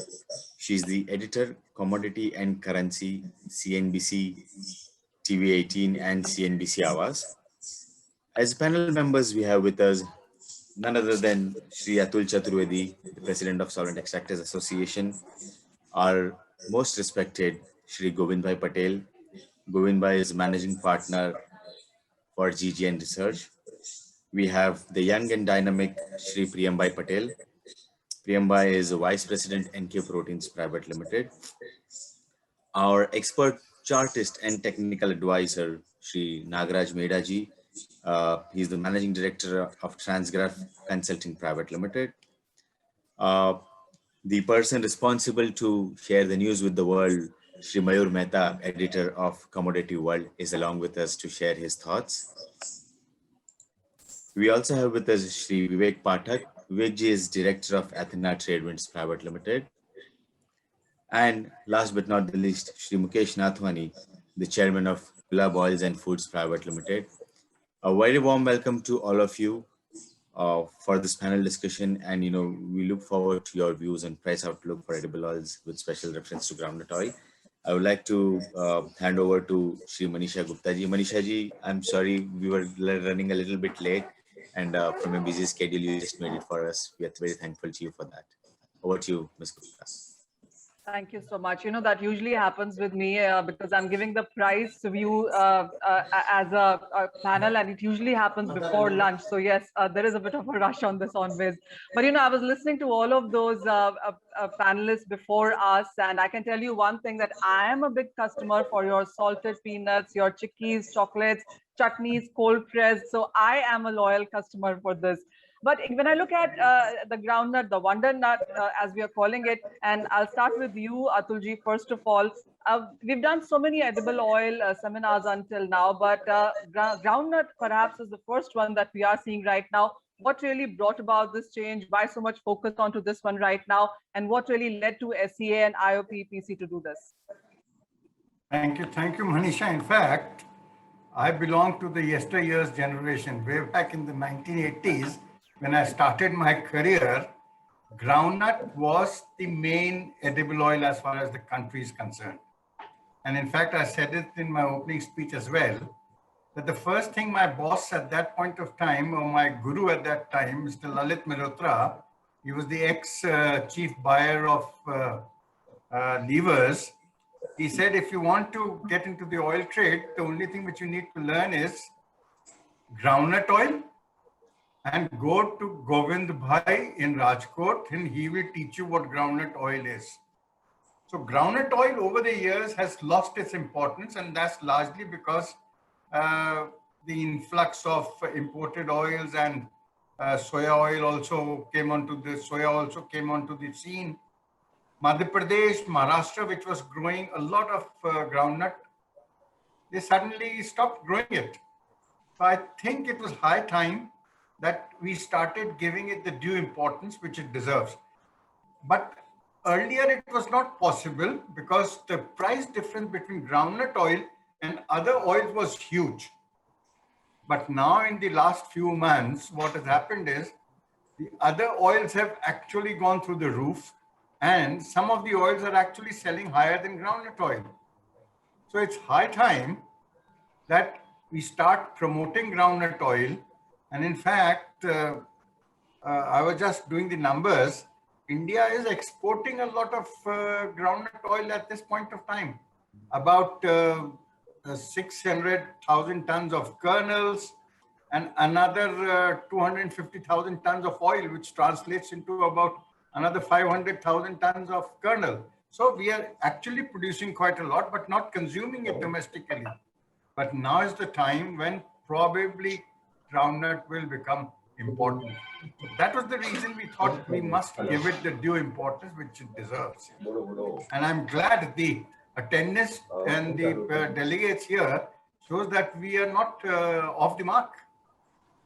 Oh, well, absolutely. Since you spoke about exports, let's talk on that one first. And the numbers that you mentioned, Mr. Mehta was kind enough to share that with me as well. And we've seen 6% of a jump up in exports when we look at FY21. This one is to you, Mr. Nathwani. How would you look at the export numbers? Would you say that outside India as well, we've seen demand picking up? I'll come to the prices later because we've seen a lot of adjustment when you look at discounts and premiums for various edible oil prices in last 1 year. But to the export numbers first, and what do you make of it? Yes, I think if we have the availability of groundnut in shell abundantly and our rates are competitive internationally, then export will be picking definitely year to year. And this committee and we people, along with our organization and government, we take a lot of measures to promote all these things, crop and all. So we can definitely increase our exports, ma'am. Sorry, I just got lost with the mute and unmute. Mr. Mehta, this one is to you. So while we have seen strong numbers, and Mr. Nathwani also gave in a reason for that, do you see these trends continuing? I mean, are you looking at these numbers matching up in this year or the next as well? Are we looking that far ahead? Yeah, Manisha ji, I think it will increase year by year because China has very less option for groundnut import. Recently, China imported groundnut from 4 countries: Brazil, Argentina, Sudan, and India. And this year, the figures from October to April tell that China imported groundnut oil from India is 2 lakh ton. In previous year, they imported only 29,000. As Argentina is concerned, China imported from Argentina is 49,000 ton in previous year, and this year is only 24,000 ton. Before 5 to 6 years, China has option to imported groundnut oil from Senegal and US, but this option was totally closed. And now there is a less option for China to imported groundnut oil other than India. So I think that China will import groundnut oil from India increase year by year. Okay. Mr. Mehta, are we putting any number to that yet? I think recently China imported from India is 2.25 lakh ton. Okay. And in coming years, I think it 1.5 to 2 lakh ton, it will probably seen in coming 4 to 5 years. Because second thing is China's edible oil consumption is increased year by year. As per a data, in 1890, China's edible oil consumption was 384 lakh ton. And now China consumption is 409 lakh ton. Total edible oil consumption. And groundnut oil consumption is in last 5 years, every year in China, 1 to 1.5 lakh ton consumption and increase in groundnut oil. So China always dependent on India for groundnut oil import. Well, that really seems to be becoming a norm now, isn't it? Because China does feature in when you talk about commodities, and edible oil is no exception to that. Govt bhai, let me come to you now. And in his opening comments itself, Atulji spoke about you on how you keep a lot of understanding when it comes to this subject. So since I'm talking about exports right now, when it comes about stronger numbers, better numbers, as Mayur bhai also put out, would you say that it does help crushing, it helps farmers with the kind of export numbers that we're looking at? And what is your sense going forward? I think the export of groundnut will increase every year. This year, we may be exporting around 6.5 lakh tons of groundnut kernel. But gradually, I foresee within 5 years, it may increase to around 10 lakh tons, provided we have good production of a groundnut. And China will always be a buyer for groundnut oil as well as for groundnut kernel also. All right. We've spoken about exports. Let's talk about the consumption within India as well. And again, I'm looking at data, and from where we started in 2000, 2001, where total consumption for groundnut within the whole sector was at around 12%, stands at less than 2% right now. Govt bhai, I want to start with you on this one as well. So when it comes to domestic consumption, the speakers earlier have spoken about on how there have been various misconceptions when you talk about groundnut.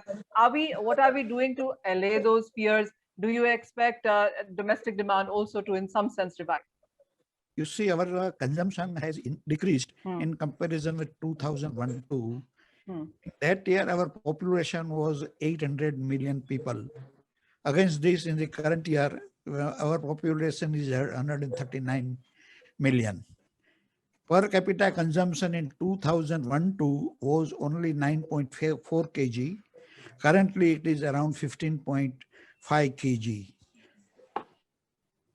At that time, there was meager export of groundnut kernel, but now we are exporting a substantial quantity of groundnut kernel, which decreases the availability of groundnut for crushing purposes and for production of oil. And that is why our consumption has decreased.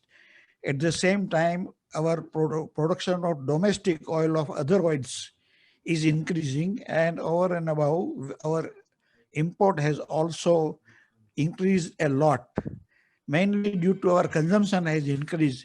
That is why the percentage has come down, and the export of oil as well as of kernel has increased. That is why the percentages are down. Priyamji, would you want to add to that? And what is the industry right now doing to revive this number? Whether it is exports, which we expect the prices, which we expect the numbers will go up, but when it comes to domestic consumption, what is really being done? I think a lot of things like prices have been a major factor in deterioration of the demand for groundnut oil, primarily coming from consumption of kernels and also because of important oils flooding the market in the last 15-20 years. The price competitiveness of groundnut oil has literally gone out of the box. But I think the last 1 year, we've seen that the prices of other oils have been at par or almost higher than groundnut oil, which has given a good opportunity for the industry to, revive the demand of groundnut oil as an oil. The general perception of groundnut being an unhealthy oil in the last few decades has also started to change as a lot of industry leaders have started to communicate groundnut as a more healthier option than compared to other oils. So I think the increase in distribution is also required because when we talk about consumption, Gujarat, Tamil Nadu, Rajasthan, a few parts of Maharashtra, and that is the end of distribution of groundnut oil. So we need to deepen the routes of distribution and accessibility to the customers to increase the demand for groundnut oil. Atulji, what would you say? Because I've spoken to you sometimes on air, and we've spoken about on how there is a complete disparity, the whole, decade-long or years of understanding on how the edible oil prices usually are, one other to the discount of another. That has been completely whacked out of the system. Are we looking at some stability from where we stand? Honestly speaking, I feel that this price rise of the last couple of months is actually a blessing in disguise for India. And I hope and I sincerely feel that the government takes proactive action and announces the much delayed national mission on oilseeds. In fact, this is a very good opportunity because the farmers are enthused and they've got very good returns as far as the mustard or soya farmer is concerned. So this year, you could possibly see a rebound as far as oilseed cultivation is concerned. And groundnut doesn't seem to be any different. Groundnut also, we feel this year is going to be a much bigger crop than what it was normally. So overall, it's a good time for the agri farmer, for the oilseed farmer. And I think the worst as far as the prices for the consumer is concerned, I think that phase is also over. Okay. Last couple of days, the worst as far as the prices for the consumer is concerned is over. Okay, so what you're saying is that the maximum price rise is what we've already seen done, and from here on it's going to be perhaps consolidation. Clearly the last fortnight or so has seen a very major sharp correction come in for many of those prices. We'll come to prices in a bit, but I want to talk about the acreage part of it. And the initial reports do suggest that since the monsoon is nearly above normal, it's excess by 33% already. 60% of India already has seen or has been covered by rainfall. Govind bhai, this one is to you. There are various reports suggesting that at the expense of cotton, we might see edible oil acreage gain up. And within this as well, groundnut perhaps is expected to do better. Any maths, any calculation that you're doing on this one? See, current year, our Kharif area was 51 lakh hectares. Last year, it was 39 lakh hectares. There is increase of around 30% in acreage in comparison with the previous year. Considering the last year's increase in acreage, I would presume that around 6 to 7% increase will be there in the current year in comparison with the last year. And cotton area, as far as Gujarat is concerned, cotton area will be diverted to groundnut. Okay, Mr. Mehta, what calculations are you making and what kind of an increase in area size are you expecting? Manisha ji, I am running a agriculture newspaper in Gujarat. Firstly, I talk what is the discussion happening within the farmers in last 15 to 20 days. Out of 10 farmers, out of 4, about the 10 farmers are discussing about the soybean, good quality soybean seed and the agri parameter of soybean. Particularly, the farmer are eager to sowing a soybean in Gujarat, particularly in this area. Last year in Gujarat, there is a 1.5 lakh hectare soybean sowing is happening in Gujarat.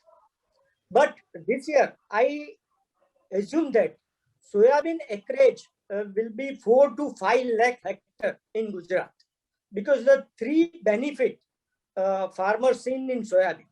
First benefit is that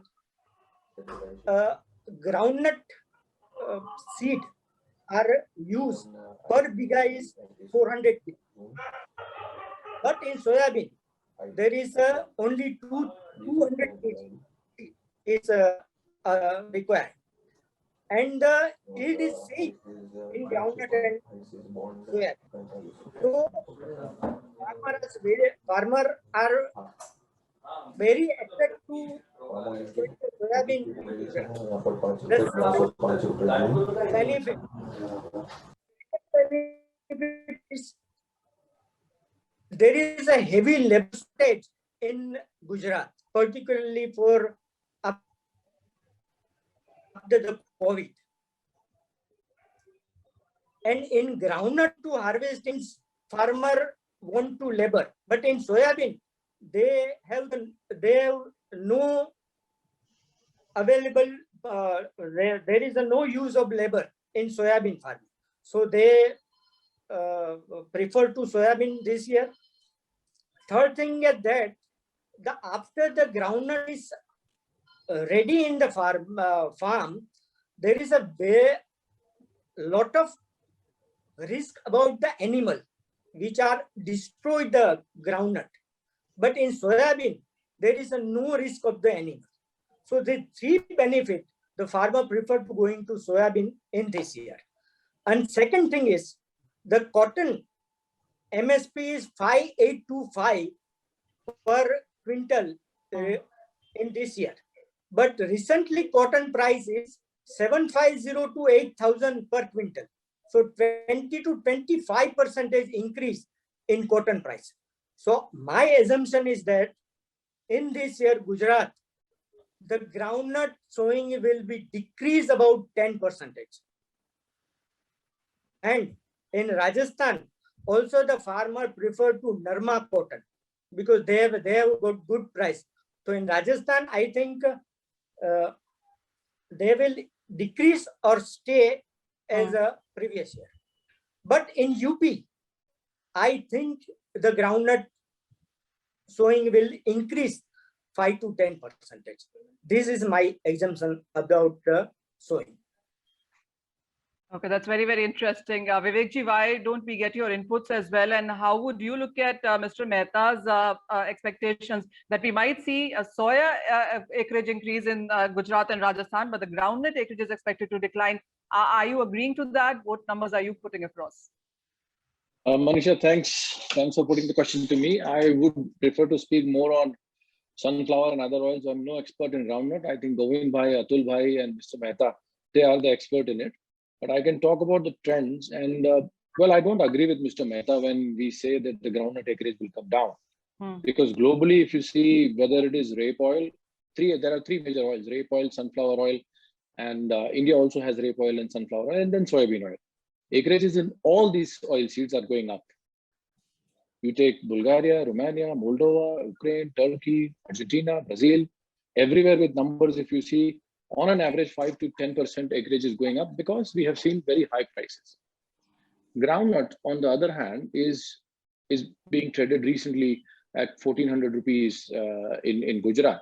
And Atul bhai, if you remember the entire television show which you put up with Manisha, that was the time when there was a cyclone hitting the country. And we saw the day cyclone hit the country, the Gujaratis rushed to sell the oil, you know. They started selling, and that was the day when the groundnut oil has seen the peak. So I would blame you and Manisha for this price collapse right now.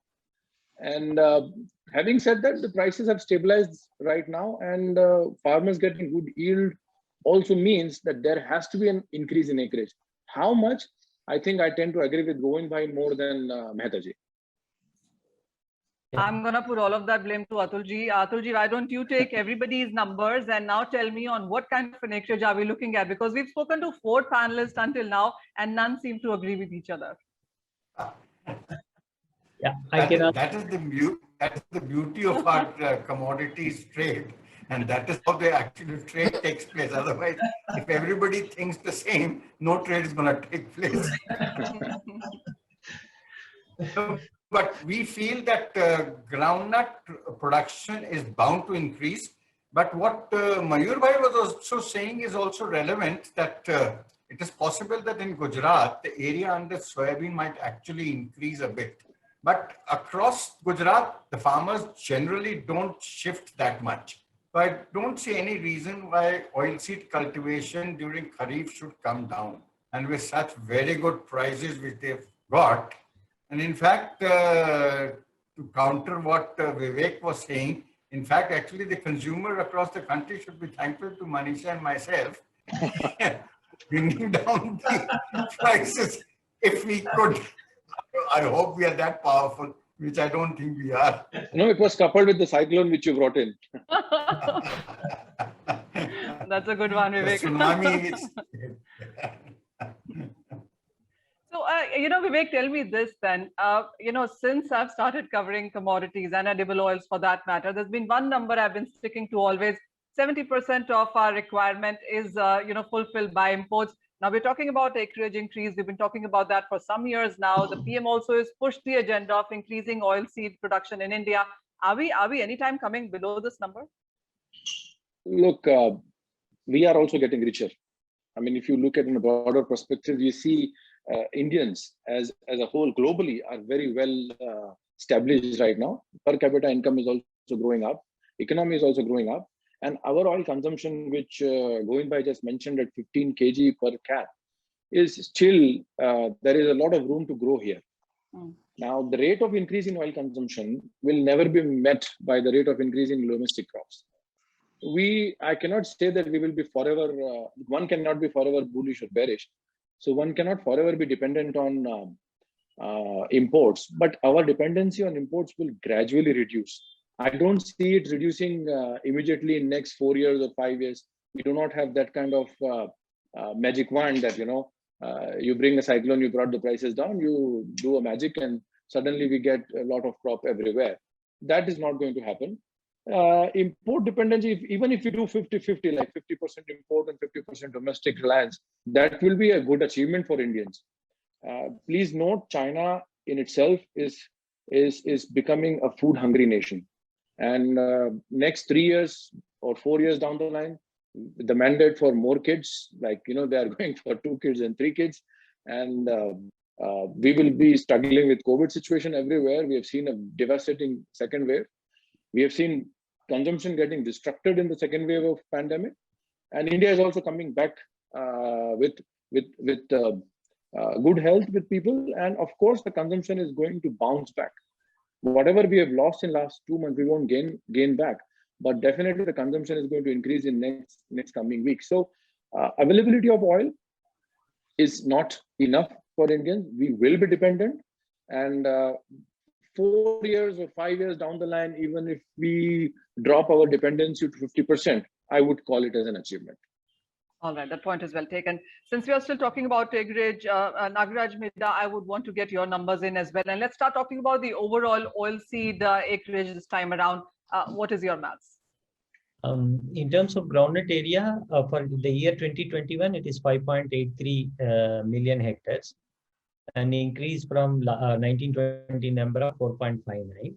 And next year, I would agree with Mr. Mehta that the acreage will slightly decrease to 5.76.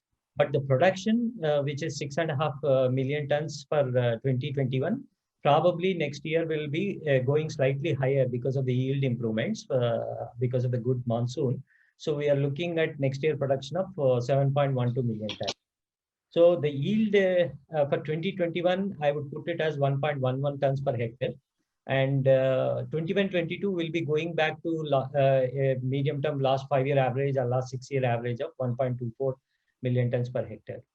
And in terms of the exports, in terms of the kernel, we had 4.55 million tons of production in 2021.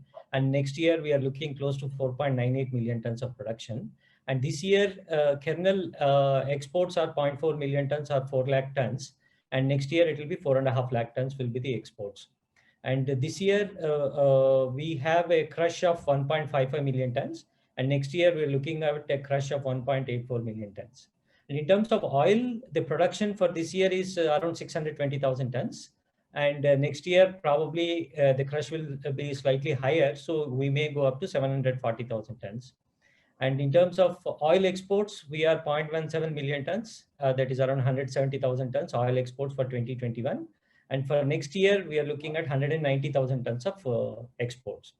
The factor in terms of the price is basically the spread between the groundnut oil and the palm or other imported oils. If the spread is less, then it will be sold more as a kind of a groundnut. As the palm oil prices fall more sharply, then you will have kind of a blending and mixing that will happen, because it will incentivize the sellers to brand something as groundnut oil and blend it with cheaper oils. That's a precursor on groundnut. Yeah, if you allow me, then I would probably talk about the global vegetable oil complex. Whether it's now or later, please let me know. Sure, I'll come to you with that. I'm just trying to get over with the acreage numbers here, and the maths is still not making sense to me. But Govind bhai, this one is to you. We spoke about groundnut to you earlier, but when you look at the overall oil seeds, what is your sense on the acreage? How much of an increase are you putting it respected to all the kharif crops here? You see, I also foresee a 6 to 7% increase in acreage in soybean. Groundnut also, as I said, 6 to 7%. Other oilseeds acreage increase may be around 4 to 5%, but not much, because we have 3 major oilseeds, that is groundnut, rape, and soybean. Rape crop we will be able to know how the rain is and what is the subsoil moisture, but rape area is going to increase.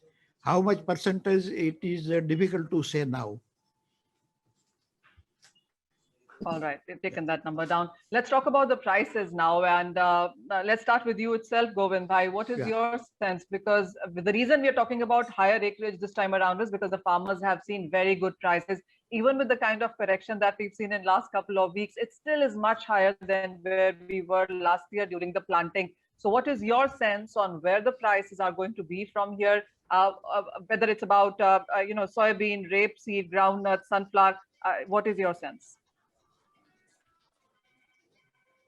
See, this year, groundnut oil premium is comparatively less in comparison with the other edible oils, particularly soybean oil. Of course, the sunflower oil is higher than groundnut. During 2019-20, groundnut oil highest price was 1425 rupees per 10 kg, and the lowest price was 960 rupees per 10 kg. In the current year, from November onwards, the highest price we have reached is 1600 rupees, and the lowest price was 1260 rupees per 10 kg. Till the new crop arrives, I see the range of 1350 on the lower side and 1500 on the higher side. This may be the price range, 1350 to 1500 in Gujarat. Okay. Priyamji, what is your sense? Because basically between 1300 to 1500 odd is where Govind Bhai sees the prices for groundnut. What is your sense? I think the prices for groundnut oil more or less should be around the 1250 to 1350 mark, and I don't see them going down a lot. Depending on the demand and the price of other oils, this range is going to be intact, because as soon as the prices go down, we see a lot of demand coming up, and the demand again gets the prices back to the 1350, 1400 levels. Okay. Vivek, what is your sense? I mean, clearly we were looking at the lower side of the range here. How are you looking at the prices going forward? Yeah, I'll have to tell you about the prices in conjunction with rest of the global markets. Sure. I mean, like I told you in Black Sea region, when Bulgaria, Romania, Moldova, Ukraine, Russia, Turkey, the acreage has gone up by 5.8%. And weather so far has been excellent, except in UK where the summer is still hot. We are expecting around 18 to 20% jump in sunflower oil production in that region. So a whole Black Sea crop could be around 40 million tons. Ukraine and Russia will be around 17 to 16.5 million tons. Now, having said this, it also means that sunflower oil has traditional markets like India, China, Iran, Turkey, and Middle East. China importing around 1 million tons, India importing around 1.7 so far, and will go up to 2.2, 2.3 million tons. Historically, we have touched around 2.8 to 2.9 million tons in sunflower oil. Sunflower oil has lost the market. It will fight to gain back the market share. It has to. If the crop which is we are talking is there, that means there is some more downward in prices left. So very correctly, like Atul Bhai said, that we do not need to reduce any duties, and the prices are coming down the shaft, like you say, Atul Bhai. And there is another 400, 500 points correction still left in CBOT. But the panic is over. Palm will very well stabilize around 2750 for us, which is a very long-term support. Making 3250 itself will take a lot of effort, and then 3000. But if you are in an import business wherein supply chain matters to you, you can safely, like, you know, if you're a chocolate manufacturing company or if you are a staple food manufacturing company, you can lock your palm oil for forward months, especially for next year or end of this year, thinking 2750 as the bottom, and you can source your raw material accordingly. And on Indian aspect, soybean oil has come down to a reasonable level, and we surely expect government to do something with bringing the tariff down further, because it has to match to what import prices we are currently having. If that happens, then this correction will be healthy and consumption should improve. And there is still some more room. So soybean oil should go down around 5,000 rupees more from here. And then probably we can find stability and normal consumption. Mind you, since we are approaching crop season for sunflower and soybean in India also, and then Argentina crop is also coming out, we are already importing it. I don't see a major rally, and we will not see the highs already made this year to be broken, unless funds have a different mood and suddenly something else happens. But till that time, we have seen the highs, and probably we are near the lows. We will correct some more from here. Around 500 points is somewhere around 10% correction on CBOT. So we might see another 10% of correction, which is quite possible, and in the rest of the oils as well. And then probably coming back to the groundnut oil, what Priyam has said and Govind Bhai has said, they are more or less in the same range. And they are also talking, we are at 1400 rupees right now. A 10% correction is around 1250, 1300. And that will be a level where I would like to go long, which is where, it becomes quite attractive for us to own the oil. And consumer will also find it quite attractive. Lastly, I would add here is that for decades, we have traded oil below 100 rupees. Decades. 70 to 90 was the range where, nobody was even bothered about it.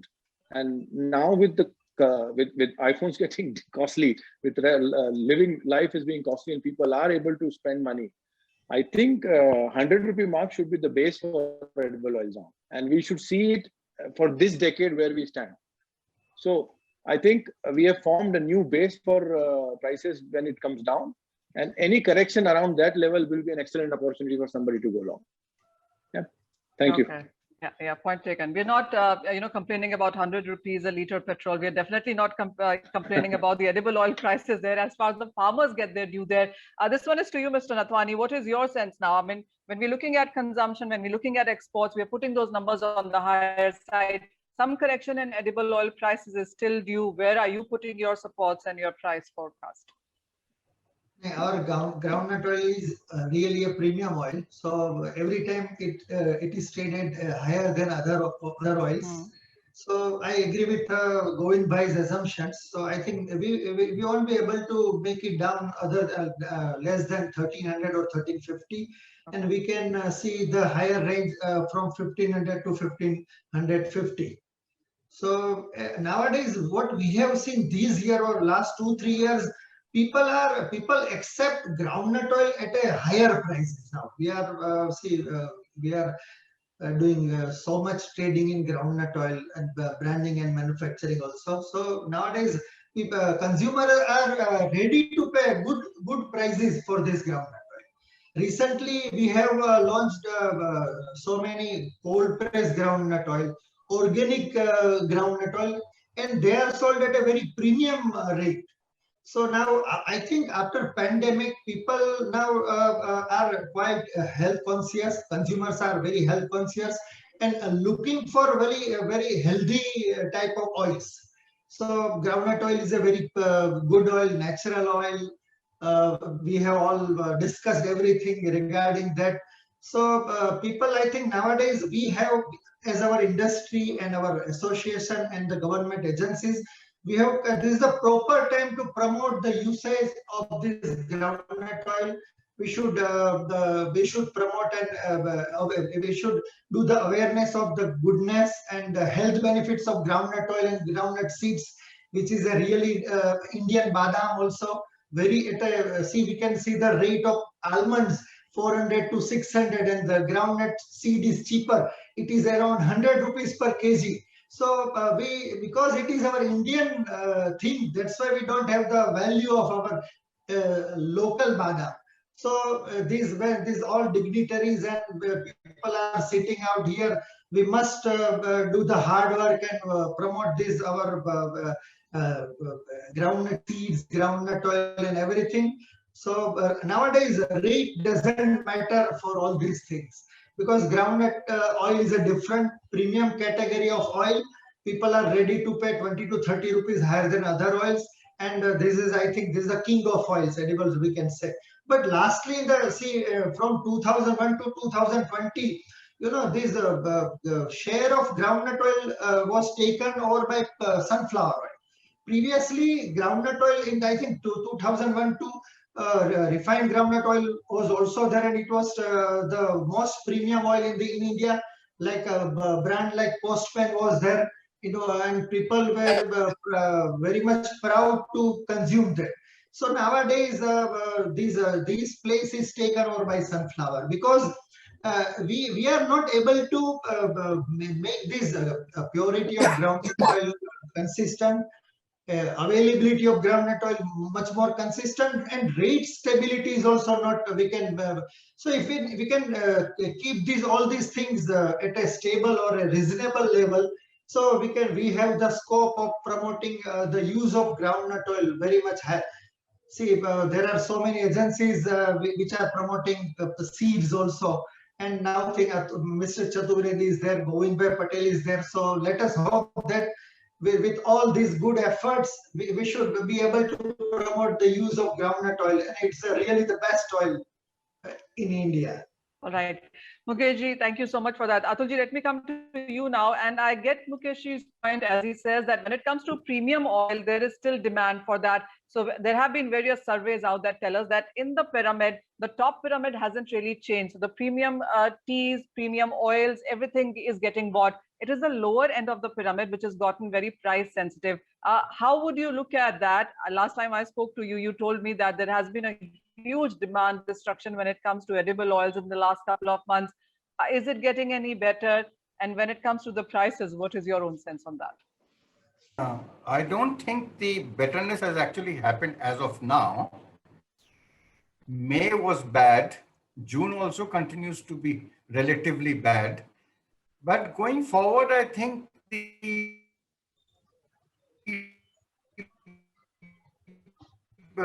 effect of lower price, the retail segment has still not been affected, and they should start getting affected in about 8 to 10 days time. So then you could possibly start getting a feel of consumption coming back. And with good monsoon also gives confidence to the economy, and I think that should help in improving the offtake. The other thing which I wanted to put across is that our friend Vivek comes out with the bulletin every day, and I am a great follower of his bulletin. In fact, he's one of the top guys as far as sunflower is concerned. Sunflower was the market leader in taking the prices up. Sunflower oil was selling at $1,700. Crazy, $1,700. Crazy. And it is sunflower again, which will be responsible for the markets to collapse. Because the supply side response from the Black Sea area is huge. If he's talking about Ukraine having something like 17 to 18 million tons of crop as against normal 14, 15, and Russia also coming up with a big number, I think sunflower is the one which actually had hit groundnut. And now I think with sunflower coming, groundnut prices might also adjust. Because if groundnut had lost out in Gujarat, it was to sunflower. So now possibly the tables might turn a bit, and let's see how things pan out.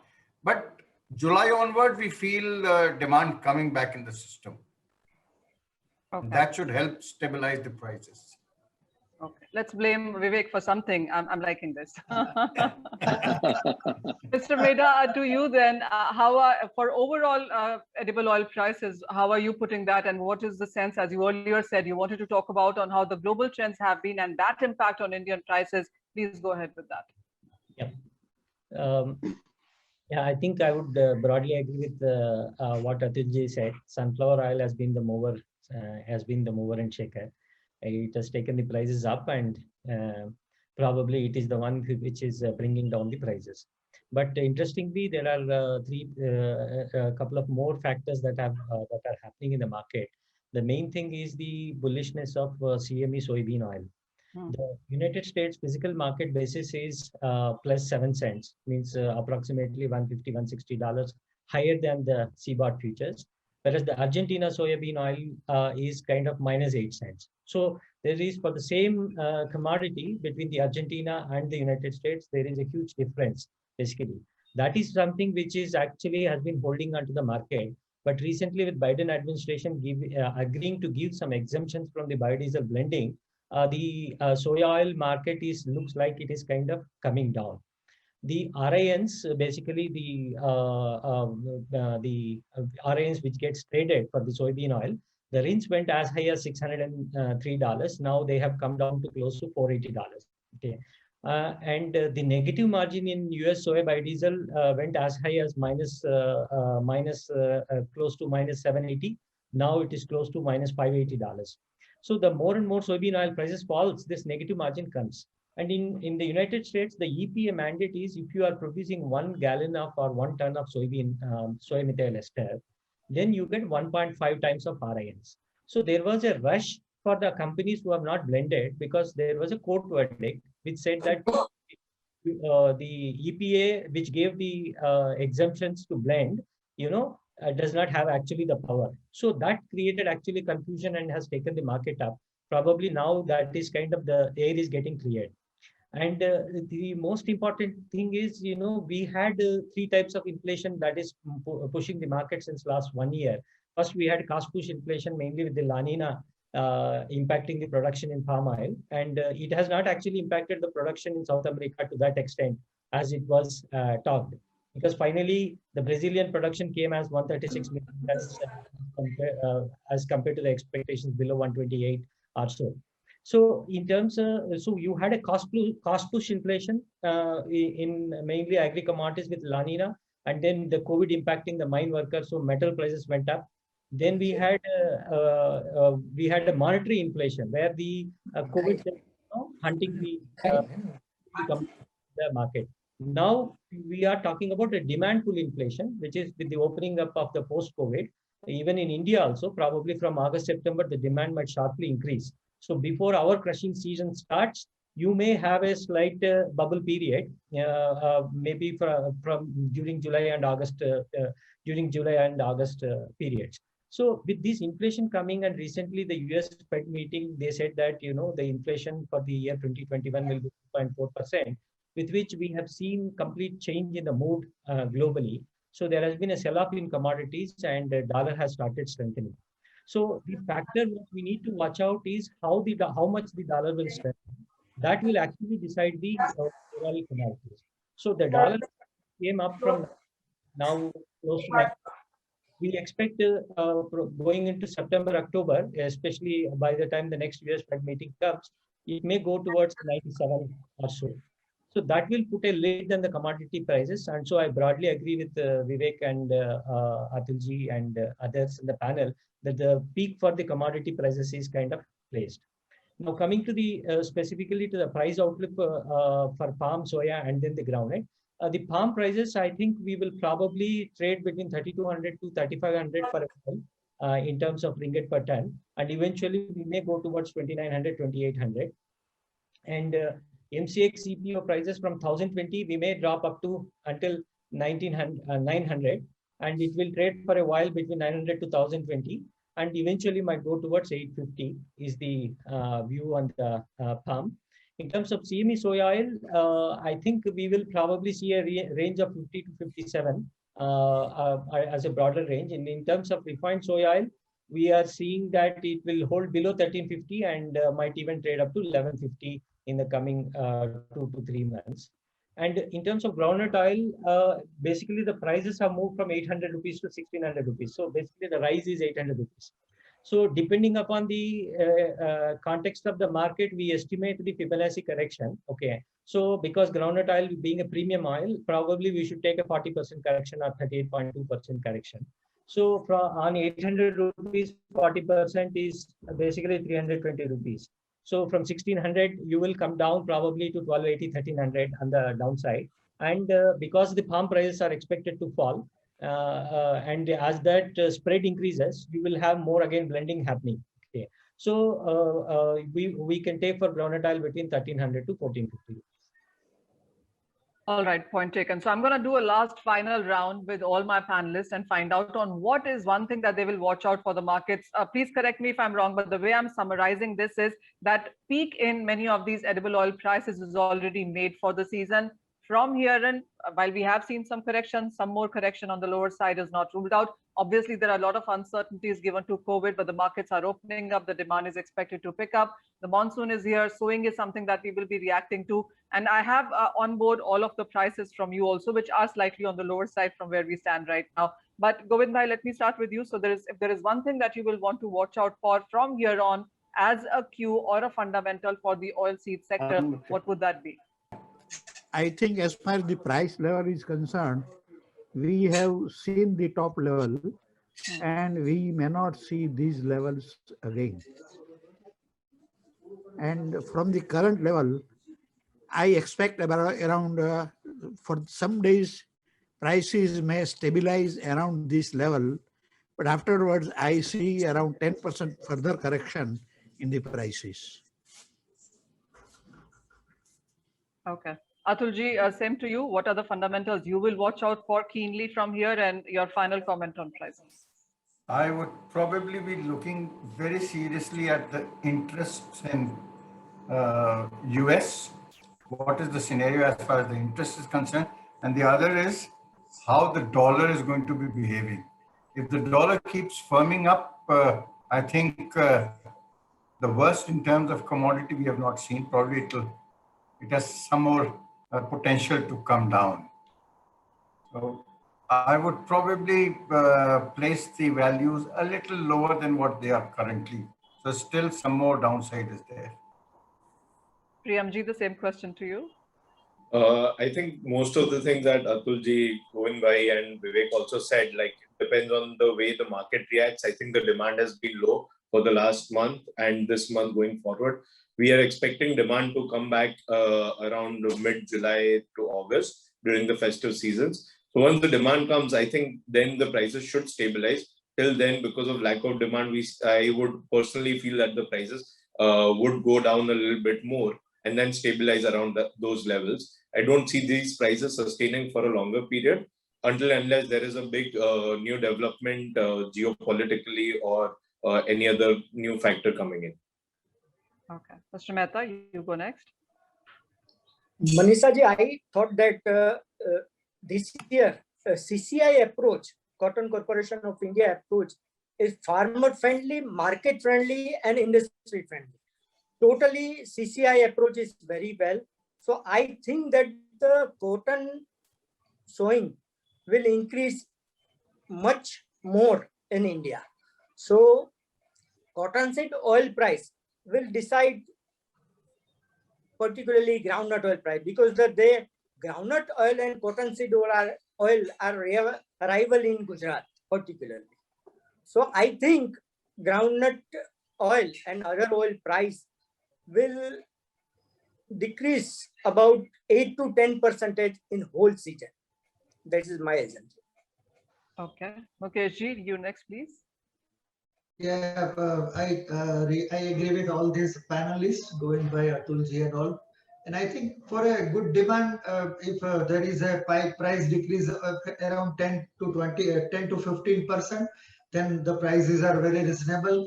Consumers find they're attractive, and we can get back the lost demand. So it's better that price has some decreased level, and we will be having very good demand after a monsoon starts. All right. Vivek, you go next, please. Yeah, the factor which I would be watching is weather, because US has become talk of the town everywhere, and Indian weather is also so far said to be good. The timing of this price outlook is quite right, because Ukraine and Russia have 100% planted the crop. Now, on theory, we have a good crop, and everybody is concerned, and that's the reason why we have sold it. Now, how weather pans out, how it affects because sunflower is the most delicate crop right now, and even soybean is the type of seeds we have available here. That needs to be watched. Weather needs to be watched.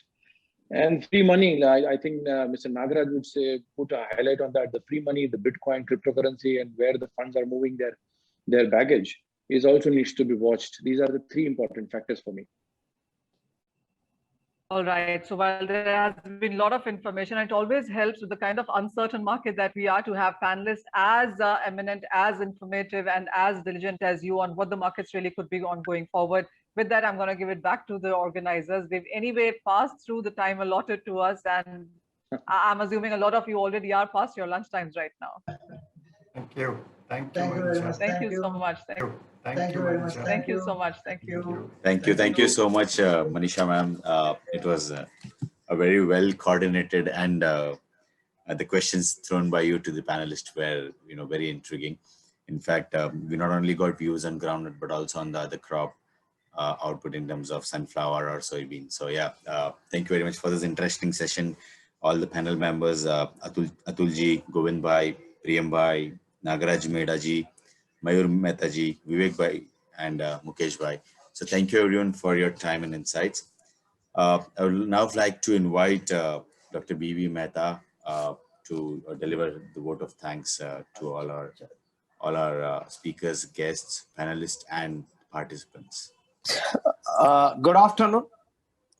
On behalf of SCA, IOPEPC, CLFMA, and SOMA, let me thank all of you for your active participation in Wondernut-Groundnut webinar, focusing on prosperity through productivity, and bring back groundnut in limelight once again.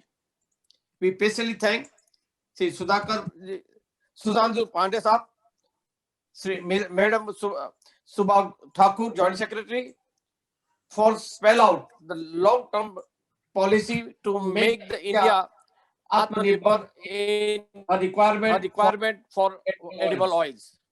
We also thank all We speakers also thank all speakers for their excellent presentations for their excellent on various presentations aspects of the on groundnut, various aspects of and the also groundnut.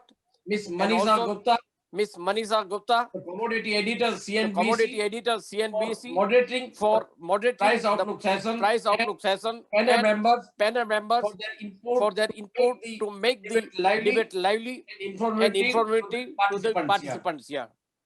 Today, we had a We had a participant participant from the from world the world over, over, nearly nearly from from 20 20 countries. countries. This shows This that shows that the the interest interest in the in the Indian Indian groundnut, groundnut and and especially thank thank them for joining today's webinar. I especially thank Sri Dorab Mistry and Mr. P.K. Kanan joining from the Singapore. We also thank Sri Kishore Bhai Tanna for his continuous guidance and input for the webinar.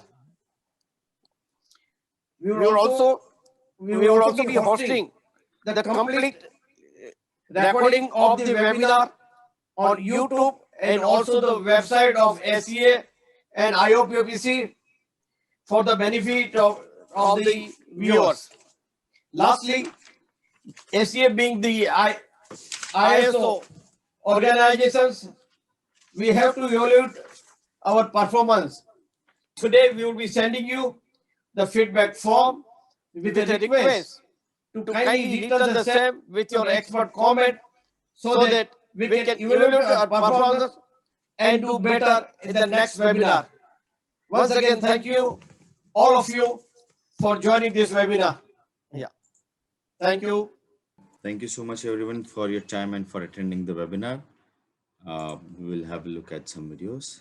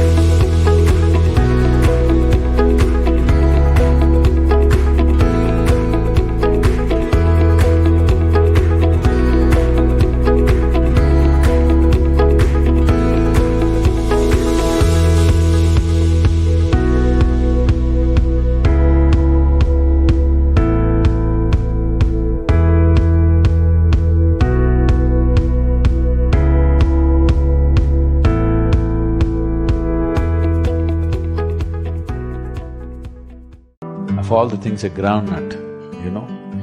I'm particularly passionate about the groundnut because there was a period of my life when I just lived on groundnut and banana, that's all. Because it has everything you need. Just soaked groundnut, one handful, this much of groundnut soaked overnight, one banana, my entire day would go.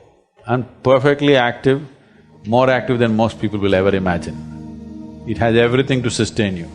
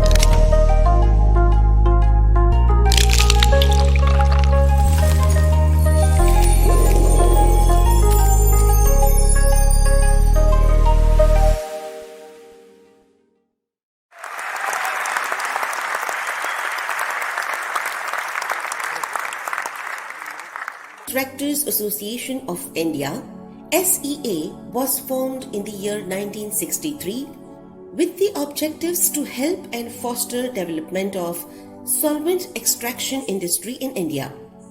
Over the years, the association's scope and sphere of activity have expanded, and today it is the premier association of vegetable oil industry and trade in India.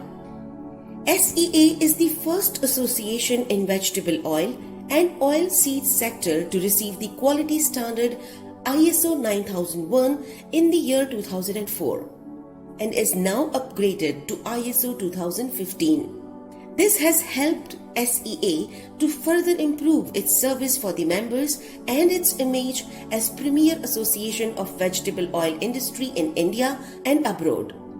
SEA is recognized as a non-government organization, NGO, by the Ministry of Agriculture and also as the Trade Promotion Organization, TPO, by the Ministry of Commerce, Government of India for exports of various meals, compound feeds for animals, poultry and aqua species, and minor oils.